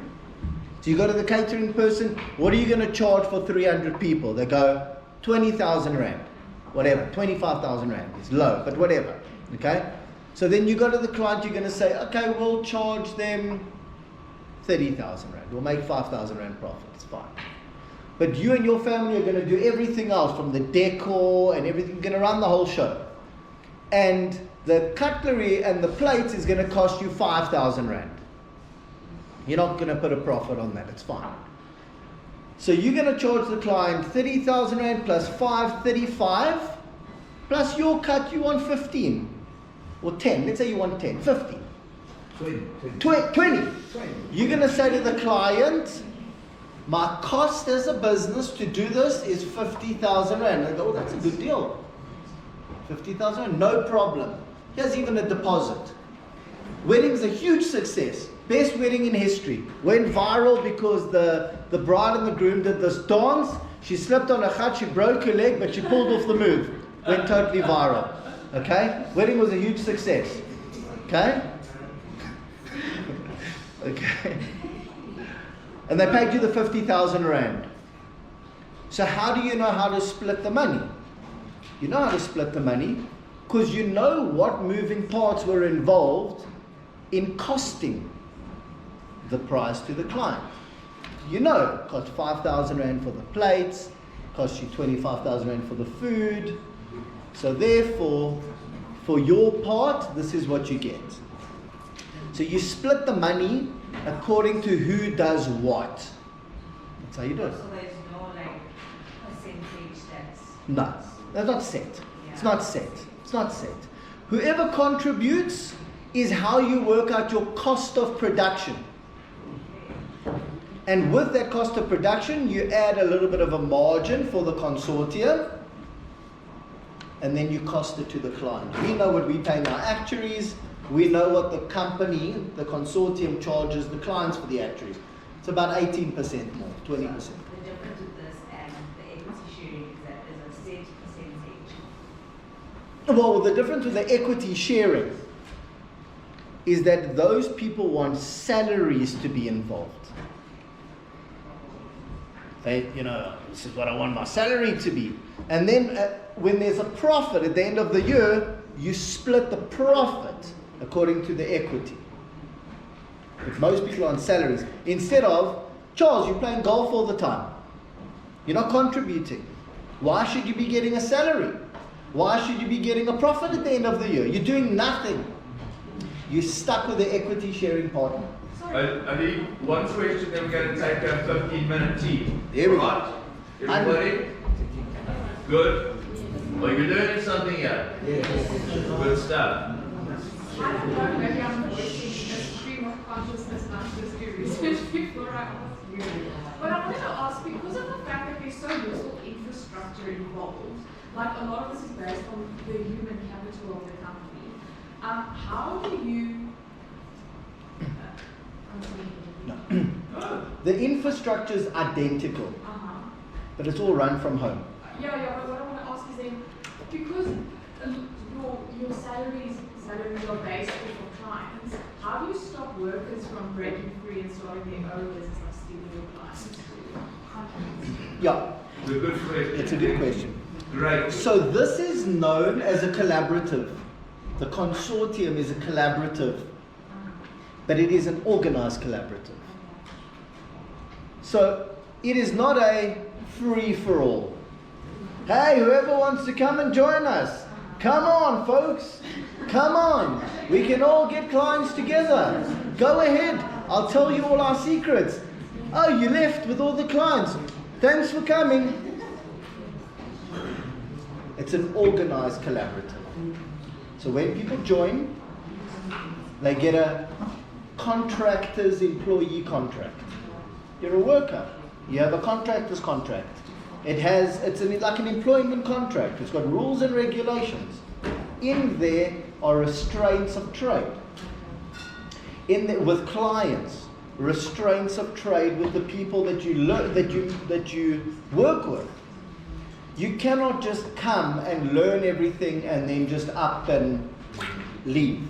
Or we'll sue you. Although we love the people we work with, the truth is it's one massive bluff because you don't want to sue anybody, but it is very organized. Contracts. It's like a non-compete. It's a non-compete. So a restraint of trade is a non-compete for 12 months or 18 months, whatever it is, 100%. So it's very organized. So just because it seems flexible and it seems new age and we're working from home, it still operates very strictly by compliance and tax and a whole bunch of things. I mean, it's, policies and, the security policies and email addresses, very, very organized. We just work more from home and digitally. Question? Oh, so sorry. So I just wanted to ask, so are they private contracts or they employees in the business? So do they get taxed income tax or consultancy kind of tax? Because if I work for you, right, and I just make 700,000 rand, I mean, to be taxed 45%, I'll shoot myself. How much? 45%. 45, yeah. So what happens is that just because they work in the business and they're not termed employees, they're actually contractors. Okay? Now, as a contractor, you still get taxed at 29%. It's a starting point. But it works on a scale. So we pay that 29% to SARS for PAYE. We are registered as a PAYE employer of contractors. Okay? And as your earnings go up, boy, so does your tax rate. And it does go up to 46%. Easy. Promise you, it goes up. It's, it is really, really, really tough. We spend, you can't imagine how much on PAYE, okay? But not to get too complicated, but back in the day, a contractor would open a CC, and then they would issue an invoice, and then you wouldn't pay their PAYE. But then SARS got clever in like 2011, they were sick and tired of not getting paid their tax, the employee tax, and they started terming something called Practice Note 35. Is the person a personal services provider? If they are, then the onus is on me to hold back their tax and pay it to SARS. So not to get too complicated, but it runs as a business, yeah. So there's no way around that now? There's absolutely no way around that. We're contributing to uplifting South Africa, guys. The government must get taxed. We're building, this is not the wild, wild west. It is corporate business. There's compliance. It's the west. It's not the wild west. It's okay, cool. Let's take a break, everybody. Right.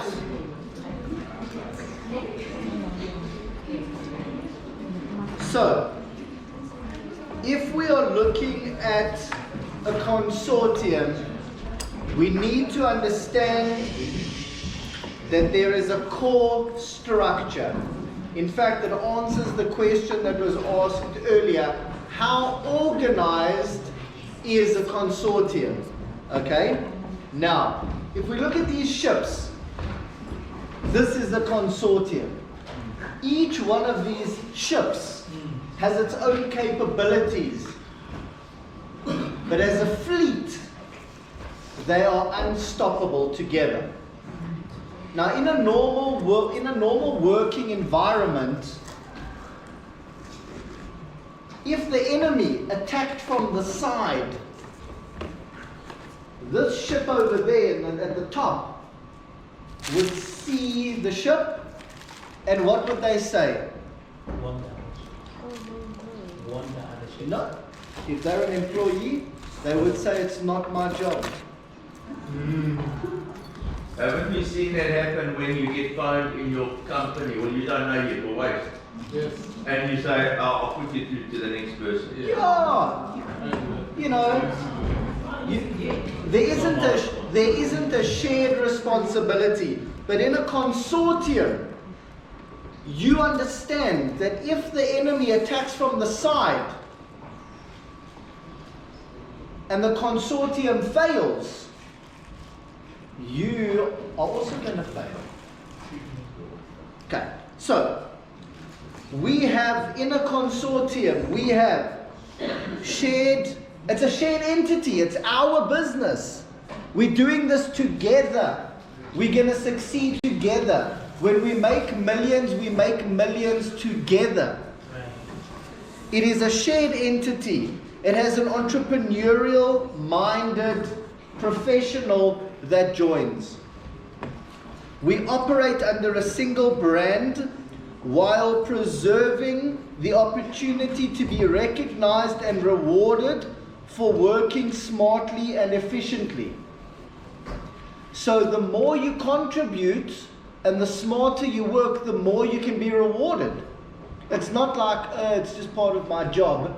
you understand that you will be rewarded. So the reason we're saying all of this is, as a business owner, we want people that work in our business to think like this.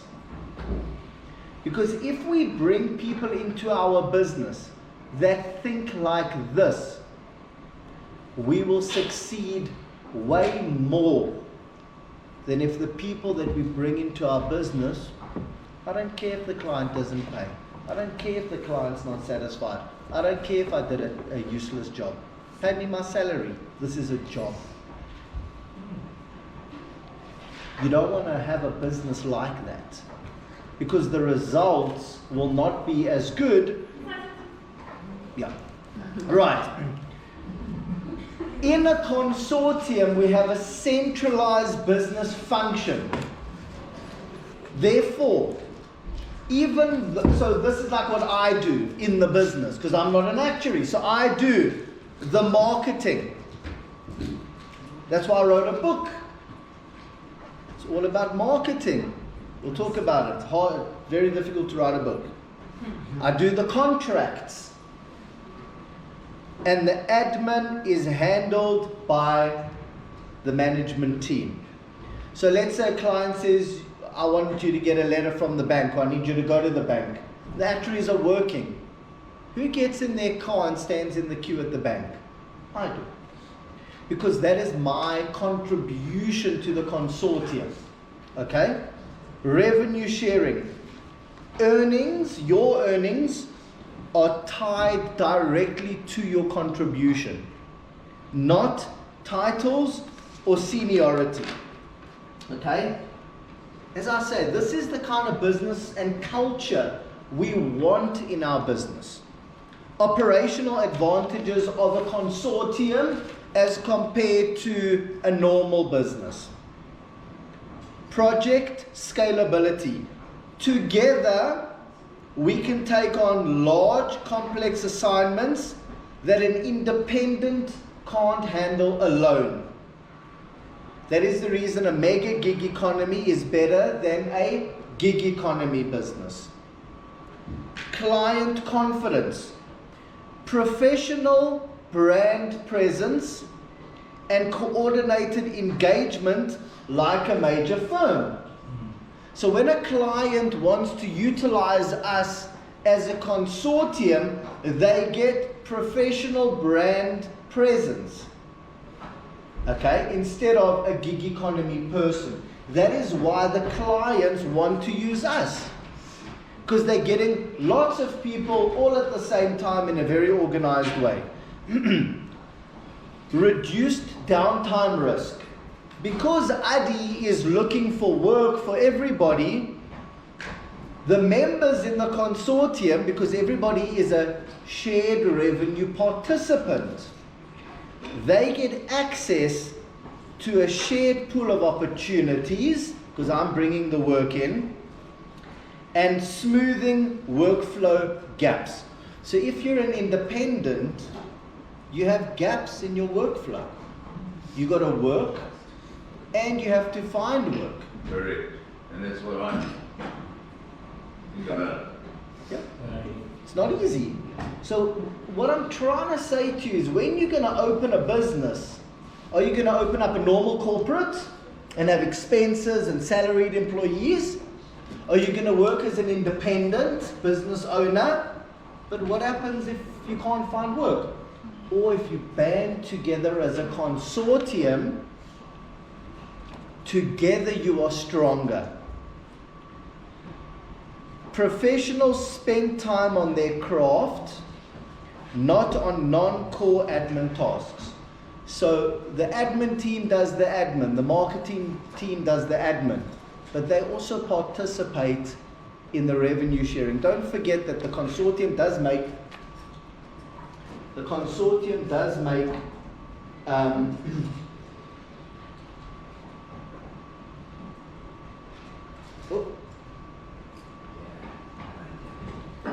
Oh, you're in the army now. All right. Cultural dynamics and incentives. Okay, we're on to the next. Okay. Culture. The culture that we have in our business.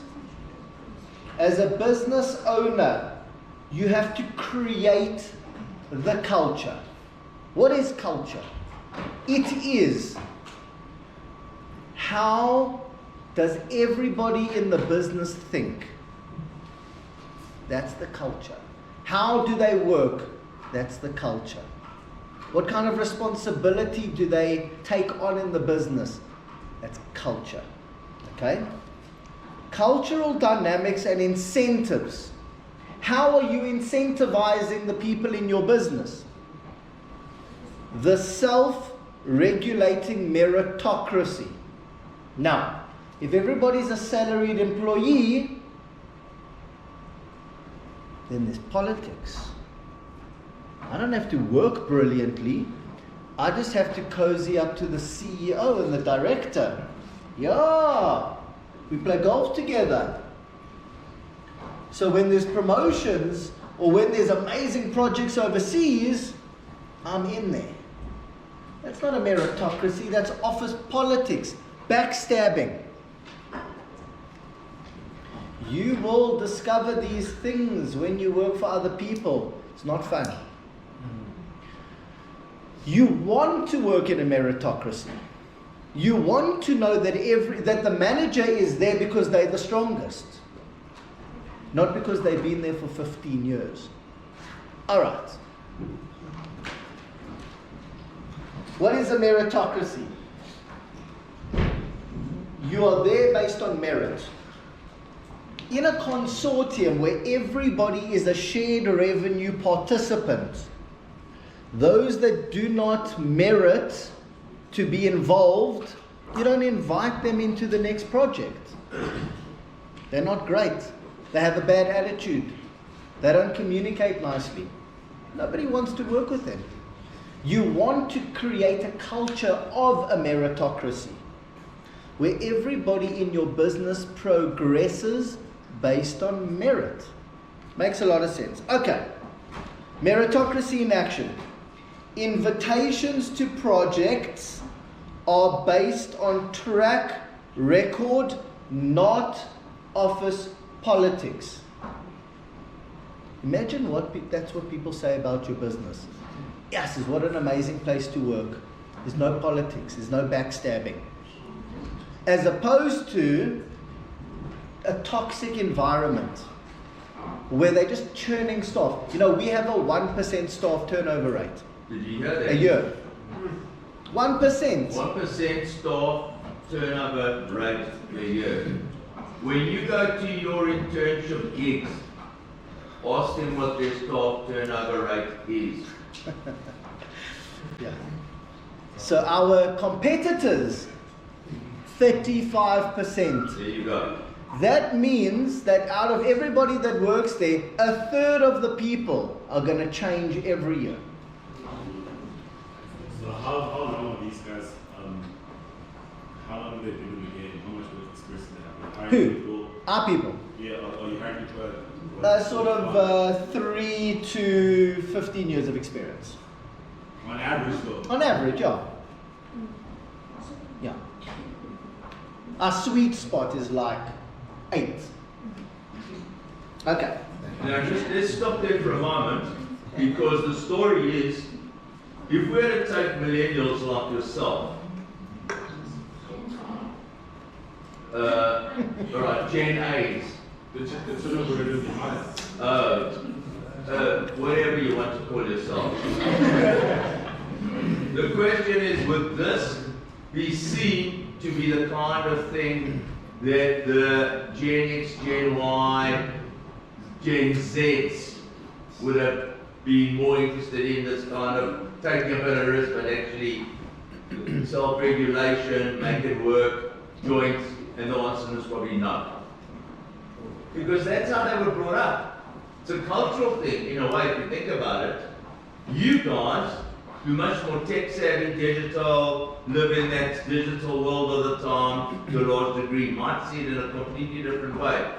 There's a better chance that people who are most probably only 10 years older than you 10 to 15 years, would be interested in this kind of approach. It's not for everybody. I'd rather have the jag and the suit and the end of the year, and you think that's lekker. I want the jag and the suit. You want the jag and the suit, and you want the jet, baby. Yeah. So I'm gonna add to what you're saying by saying that I completely understand that you've spent the last 20 years at home. You don't give a damn how much of shared revenue you're gonna make. You want to work in one of those fancy buildings. No. You want to spend your salary on a convertible BMW. You want to be irresponsible. You want to drive in with amazing clothes. You want the vibe. I get it. You want the vibe. You want to walk in. You want to meet people. Maybe meet your partner, older manager, or whatever, something like that. You want to work in the fancy building. I totally get it. Okay?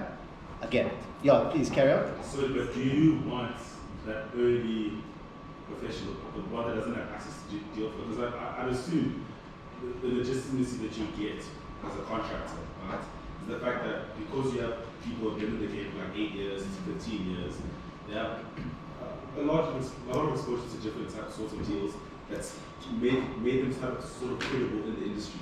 So when I bring up this portfolio, I'm like, this will be brought up to you, or if you want us to bring a new product to market, we'll still test it because we have these competencies. Yeah, but don't forget that in each team you also want juniors and mid-levels. Because there's also mundane data cleaning work involved. So in any team, even if we're doing products, someone has to scout the internet and come back with a synopsis of the competitor analysis. That's lower level analysis work. So you want your juniors and your mid-levels to also be part of the project. They make the project more affordable to the client. So, but it's difficult to find somebody who wants to work in a big fancy office. The kind of actuaries that work well for us that are juniors are ones that want to go spend 6 months living in Vietnam surfing. So so they work remotely, but they work for us. Okay. So, project scalability. As a consortium, the operational advantages are we can take on large complex assignments that independents can't handle alone. Okay, right. Okay, we've said all of this, right. Cultural dynamics and incentives, we're on to meritocracy. Okay. Self-regulating quality. Underperformers naturally receive fewer opportunities. It's a meritocracy. Okay? Fairness as a retention. Transparent distribution of work keeps top talent loyal. You have to be very fair. You can't have your favorites. That is not a meritocracy and it's not fair.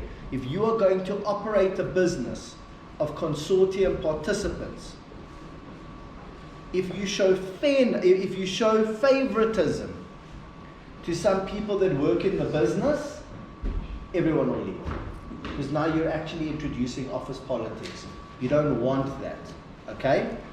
And you have a collaborative autonomy.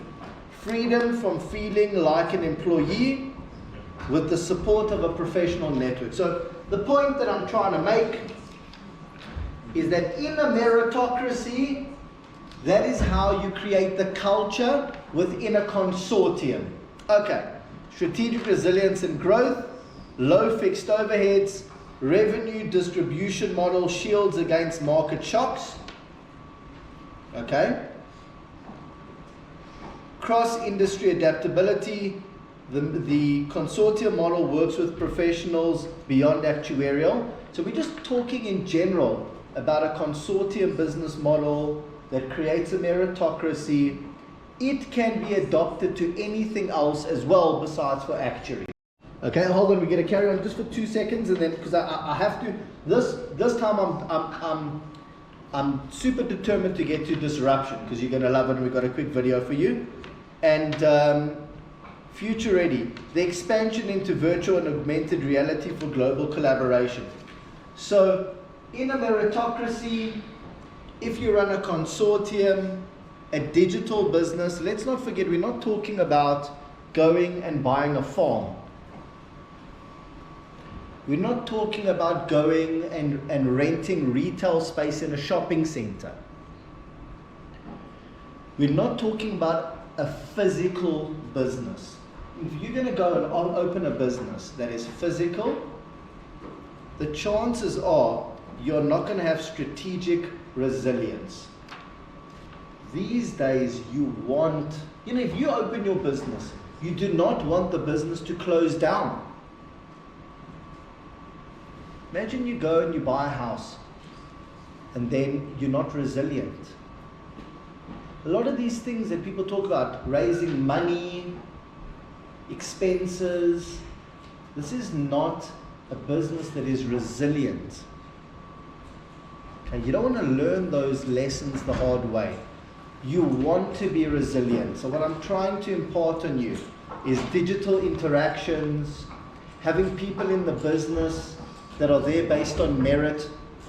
All of these things as a business owner means that if you open the business like that, and if you create that kind of a culture in the business, the chances are the business will be resilient and it will survive. Okay, now we're going to go to flash teams. Okay? Now, we spoke earlier about flash teams. They come in a flash. What is a flash team? Agile, on-demand collaboration for the modern economy. Dynamic scaling. Now, the idea that I heard about flash teams, and this goes into what was discussed earlier about organization. So, the flash teams concept that I saw online was more automated. Okay, so we run this consortium, and it's like a decentralized group of people that vote on things. And if we want to go into that kind of business or we want to hire somebody, we vote and we do it. The problem with something that doesn't have an organized management team, and this is what I saw online, is that it lends itself to bad elements coming in. So let's say I want to run and take over this flash team that I saw online. All I need to do is, and I can see who the clients are. All I need to do is say, hey guys, let's vote. I think we should go into the fishing industry. Let's spend all of our time in fishing. And everybody votes, yeah. And then they go and they pick up fishing clients. And those teams fail. And as soon as those teams fail, I pick up the ball and I do the successful part of the business. See, this is a flash team that is not organized.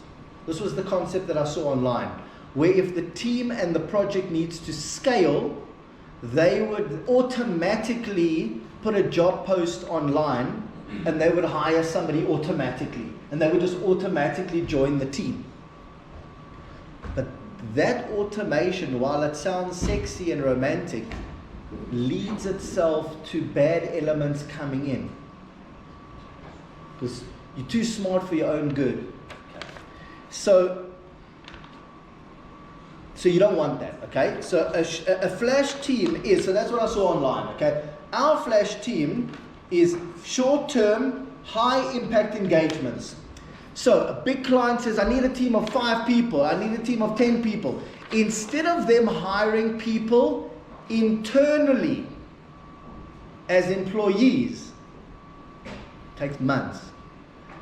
That client hires you as their flash team. They hire your consortium, because your consortium is a flash team. Okay? And don't forget that everybody in the business is a flash team to you. Because let's say somebody's working in the business and they say, you know, my cousin has a team of software developers, they want to join us. And we go, okay, well, let's see if there's a client on one of our projects that needs software development as part of their insurance work that we're doing. Just so happens they want an app built. all of a sudden, Jacques' cousin and his team are brought into our flash team for the client. So Jacques and his cousin's flash team becomes part of our flash team to the client. Sometimes online they call it hives, like little buzzing around hives. That's what flash teams are. Okay, so instead of like hiring like 20 people, everybody in the consortium forms part of a flash team for you. And you form the flash team for the clients. That's what a flash team is. Portfolio-driven opportunities in the era of you as a brand. Your visible work history becomes your open invitation to join high-value collaborative projects. Folks, we are moving away from the corporate brand world, and we are already in the you as a brand world. An influencer can sell a hair care product and become $1 billion corporation instantly. Okay? Doesn't have to be called L'Oreal. That was the corporate brand world. So the you as a brand world is where we're in. And within the you as a brand world, if you've got an amazing brand online, somebody might reach out to you and say, I saw the work that you and your team did on that YouTube channel. We would like to invite you into our flash team so that we can service this client. Would you like to participate? They are not a company, they're not a corporation, they are a you as a brand. They are a brand.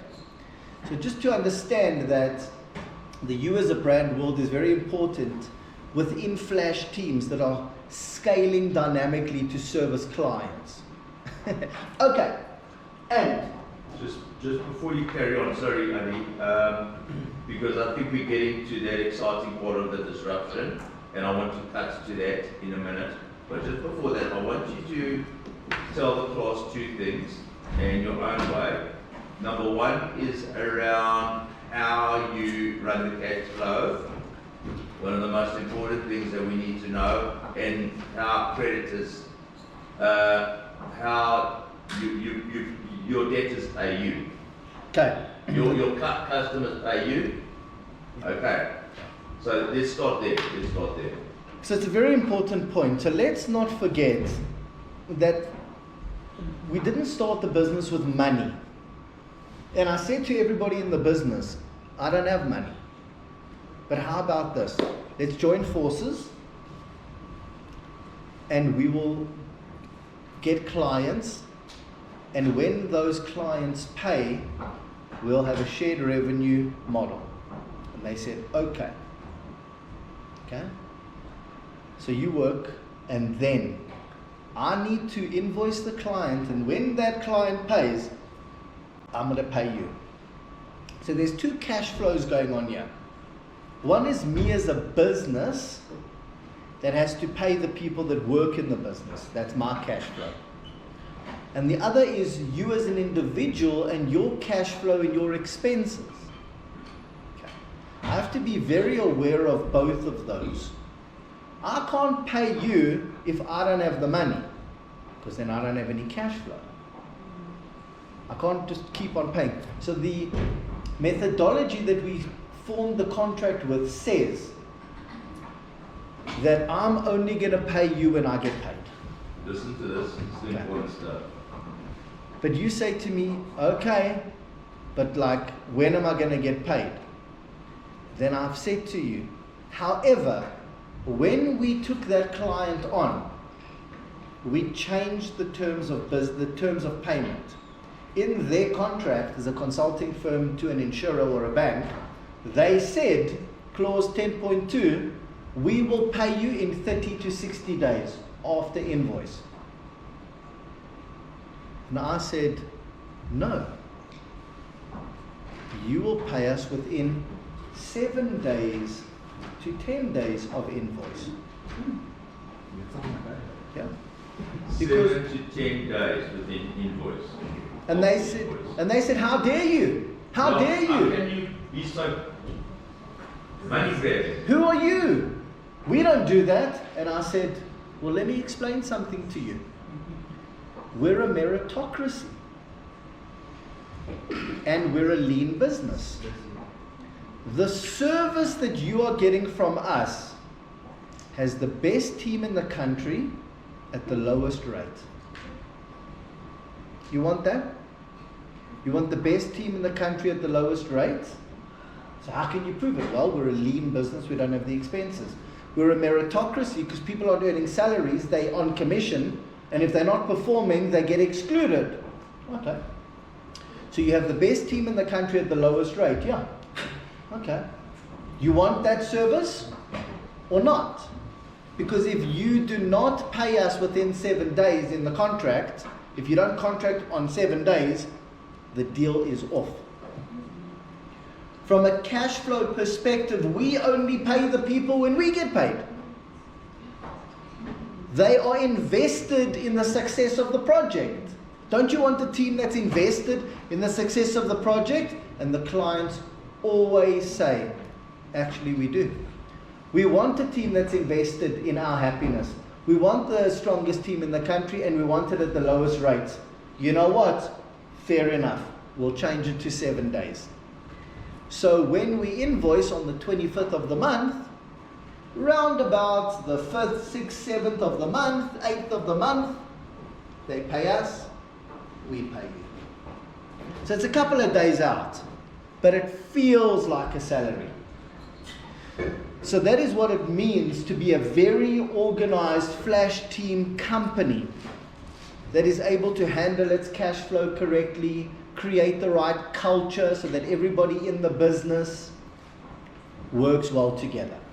Okay. Yeah. Wanted to know about the stability of being part of this flash team. So what if you don't get clients, so does it mean that? Yeah. So what it means is that we have to make sure that your earnings and the amount of work coming in is stable. Because if it isn't, you're going to leave. So you have to make sure that it's stable. There's no like risk, oh my God, I might not make money. Can't have that. So yeah, you have to bring the work in. It's like very important. Okay, I'm going to show you this slide. Then we're going to do one quick little video. Okay? And then we're going to talk about something called disruption. And the reason we're going to talk about the mindset of disruption is because if you are going to form a business that is a consortium within the mega gig economy that has flash teams that work as a meritocracy, the only way you can pull that off is if you understand what a disruptor is, what the disruptor mindset is. You need to then disrupt your industry by doing things differently to how they've always been done. You are a disruptor.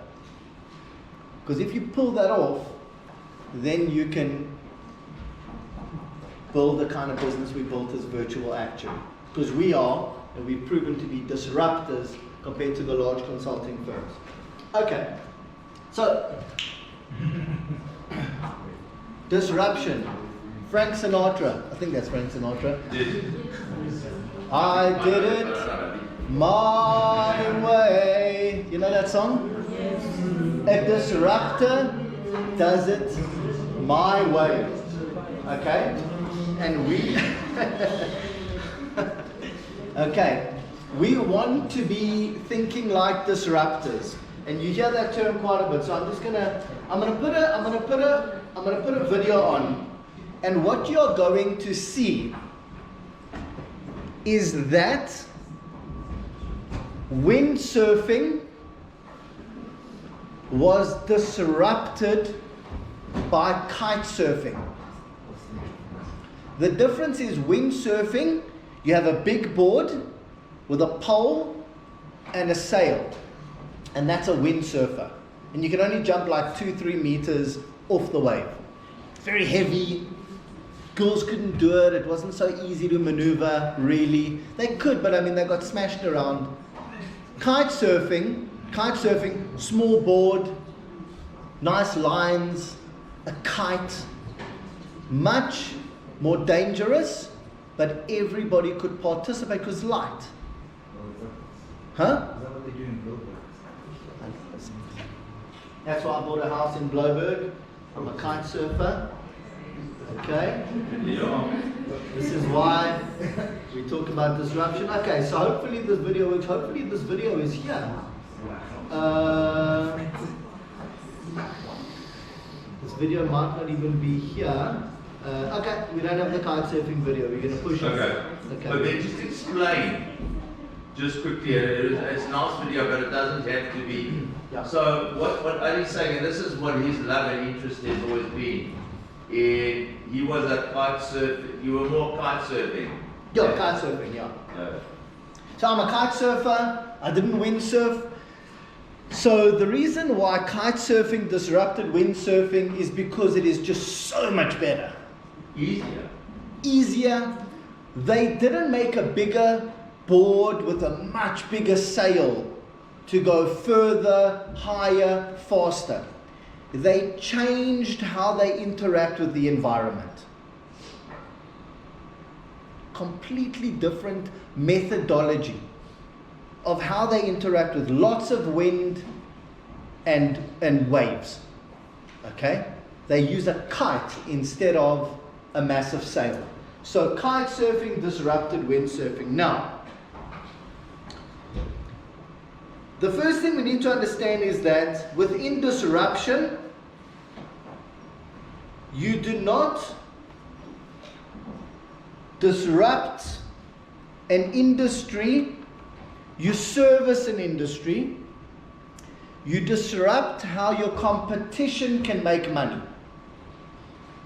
That's what it means to be a disruptor. Okay. So, it's not just a novelty. True disruption changes how customers interact with the product or service in ways that the competition can't easily copy. Okay? The service first mindset. The goal isn't to disrupt for its own sake, it's to serve the market so well that the old model becomes obsolete and it's hard to replicate. If the big players can easily adopt your idea, it's not disruption, it's just a feature. So, the example is, let's say you decide you are going to work in the laundry industry. You are going to disrupt the laundry industry. Okay? The laundromats. And you go to China, or you go to India, or you go to America, and you find a washing, folding machine. The clothes are washed, cool, fair enough, and you take them out to tumble dry and you put it in the folding machine. You push a button and it folds the clothes. You go, I am going to open up these stores and no one is going to want to use any other laundromat besides for ours, because we have these machines.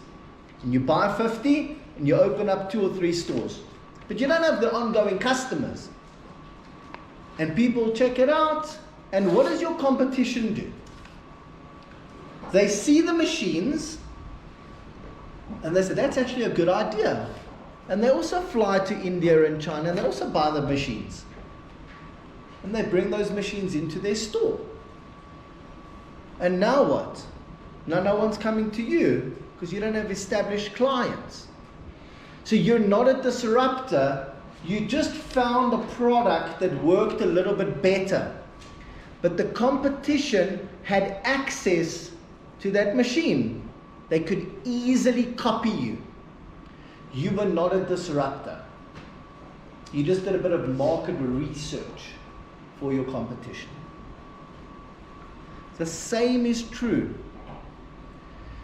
If you open a business and you have an idea, You will not beat these large companies if your idea is just a feature and can easily be copied. You need to actually come up with something so interesting, so different, done in such a different way, that when the large consulting firms see how you operate, they cannot copy you. They can't just sell their big offices. They can't just not have everybody coming into the office. They can't just change their entire remuneration model to a commission-earning meritocracy. Their entire business model cannot just be changed because some new hotshot with a smart revenue-sharing idea comes in. They think, who's this? It's not going to work. Look at what we've got. Firstly, they're not going to change. Secondly, they can't. If you're going to be a true disruptor as a business owner that introduces a new product into the industry, you have to change the way your business interacts with the clients in such a way, from a product perspective and from an operating perspective and the people in the business perspective, so much so that the competition cannot compete with you. That is how good your idea is. You're literally a disruptor. Okay. Adopt the observer trait. I mean, look at Adrian Gore. When he came in with his vitality, in those days, people bought health insurance. Full stop. Just give me health insurance. Don't worry about what I spend at Pick and Pay. Don't worry about what I buy. Don't worry about me going to the gym. Don't worry about me living a healthier lifestyle. Don't try to incentivize me to live healthier. People had never heard of such a concept. But the reason they did so well is because they were disruptors in the way that they treated their clients and got their clients to interact with their business. It was so disruptive in how the products on Vitality gave you points, and they gave you a watch, and they gave you this, that the competition had to recreate a whole new Vitality system of their own, a reward system of their own. And they found it hard to compete. They were true disruptors. Okay, so in order to be a disruptor, and the reason why I said right at the beginning, and we're going to finish in about 5 minutes, the reason I said in the beginning is that one of the reasons why you need, I feel like I'm lecturing you.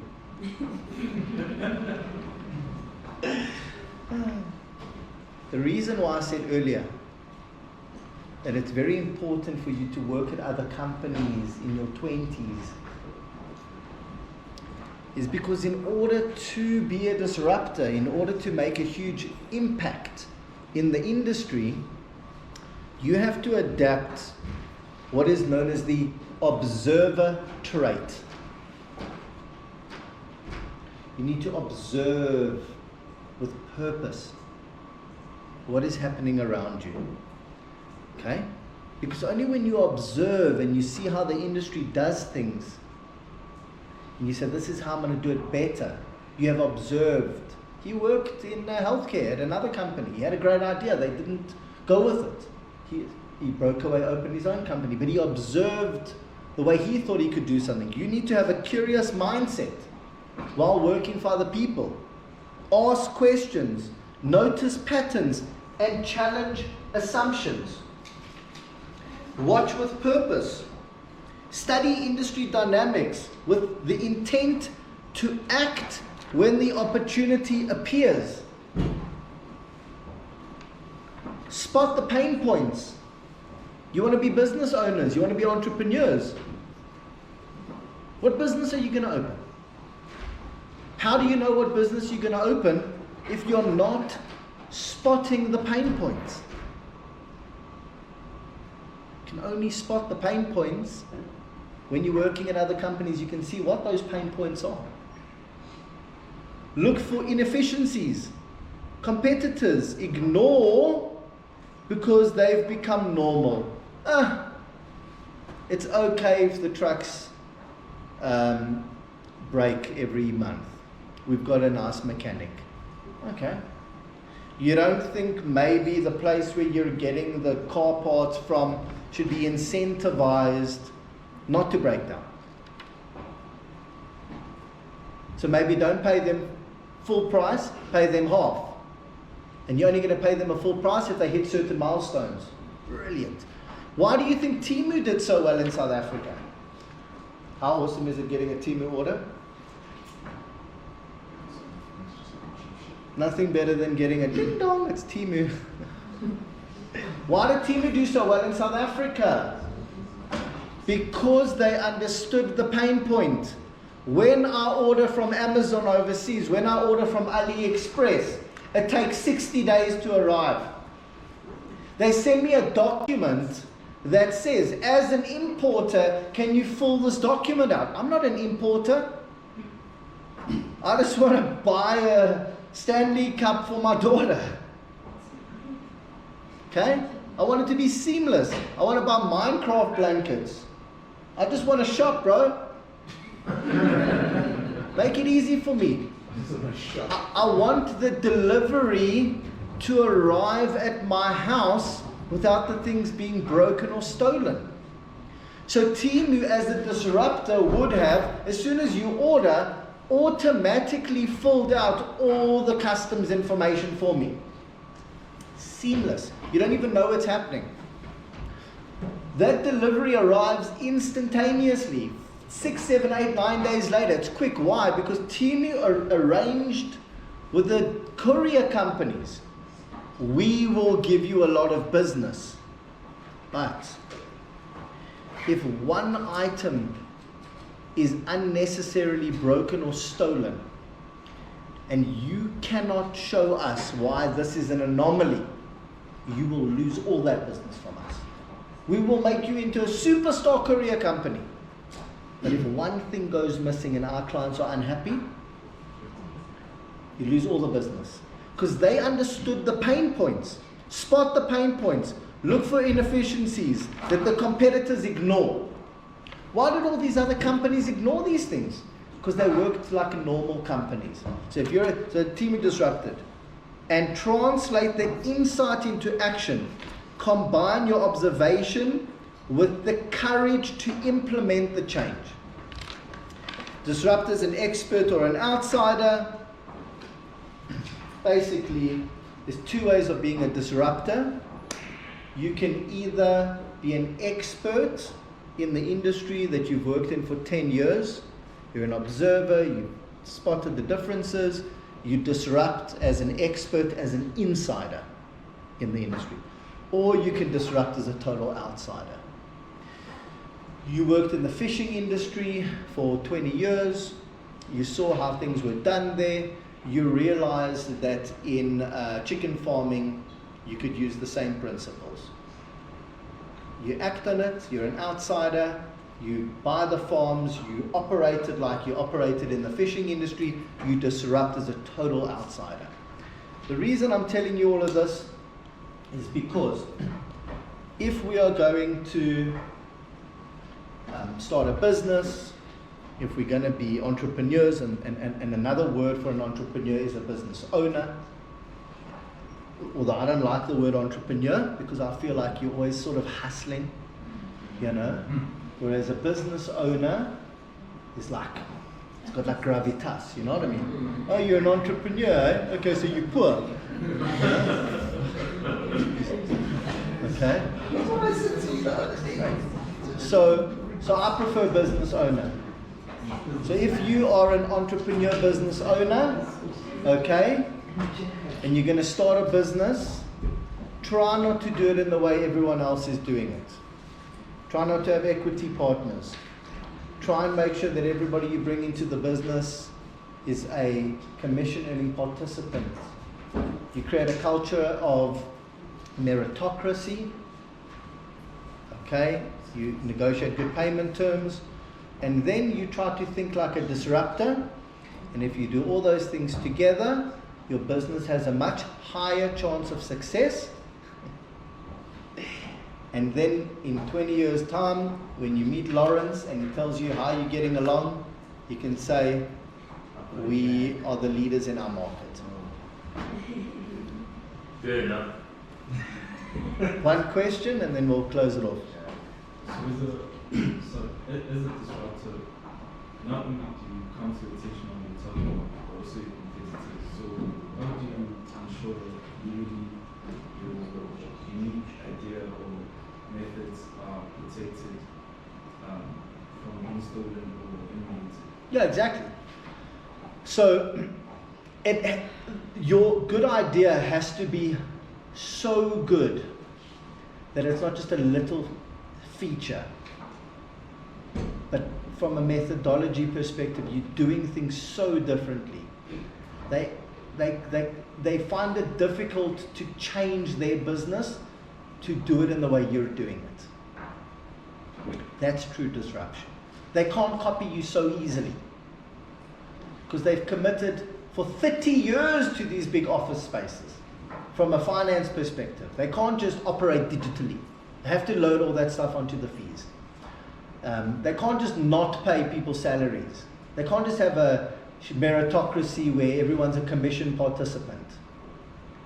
You know, embedded in their culture is salaries, and you grow and you make more money as you go along, bonuses. It's embedded in their culture of their whole business model. They need to change their whole business model to compete with you. That's true disruption. Why? Because when you opened a business, you did it in a way that was so different that by default you became a disruptor. That's how you do it. So also means in reference to like the intellectual property, maybe for example, should you have a copyright? Absolutely not. It's a fallacy that your idea and your intellectual property is like this little secret. That it's all about the idea. No. Idea is just one part of it. 10%. 90% is in actioning the idea. People, don't worry about NDAs. Your idea has to be so good that even if people try to copy you, they can't, because the action is more difficult to pull off. Good luck, and that's it. Thanks. Wonderful stuff. As always, you make this happen. It's really quite brilliant to hear the differences and see the insights from a completely different perspective, which makes it so special. It too.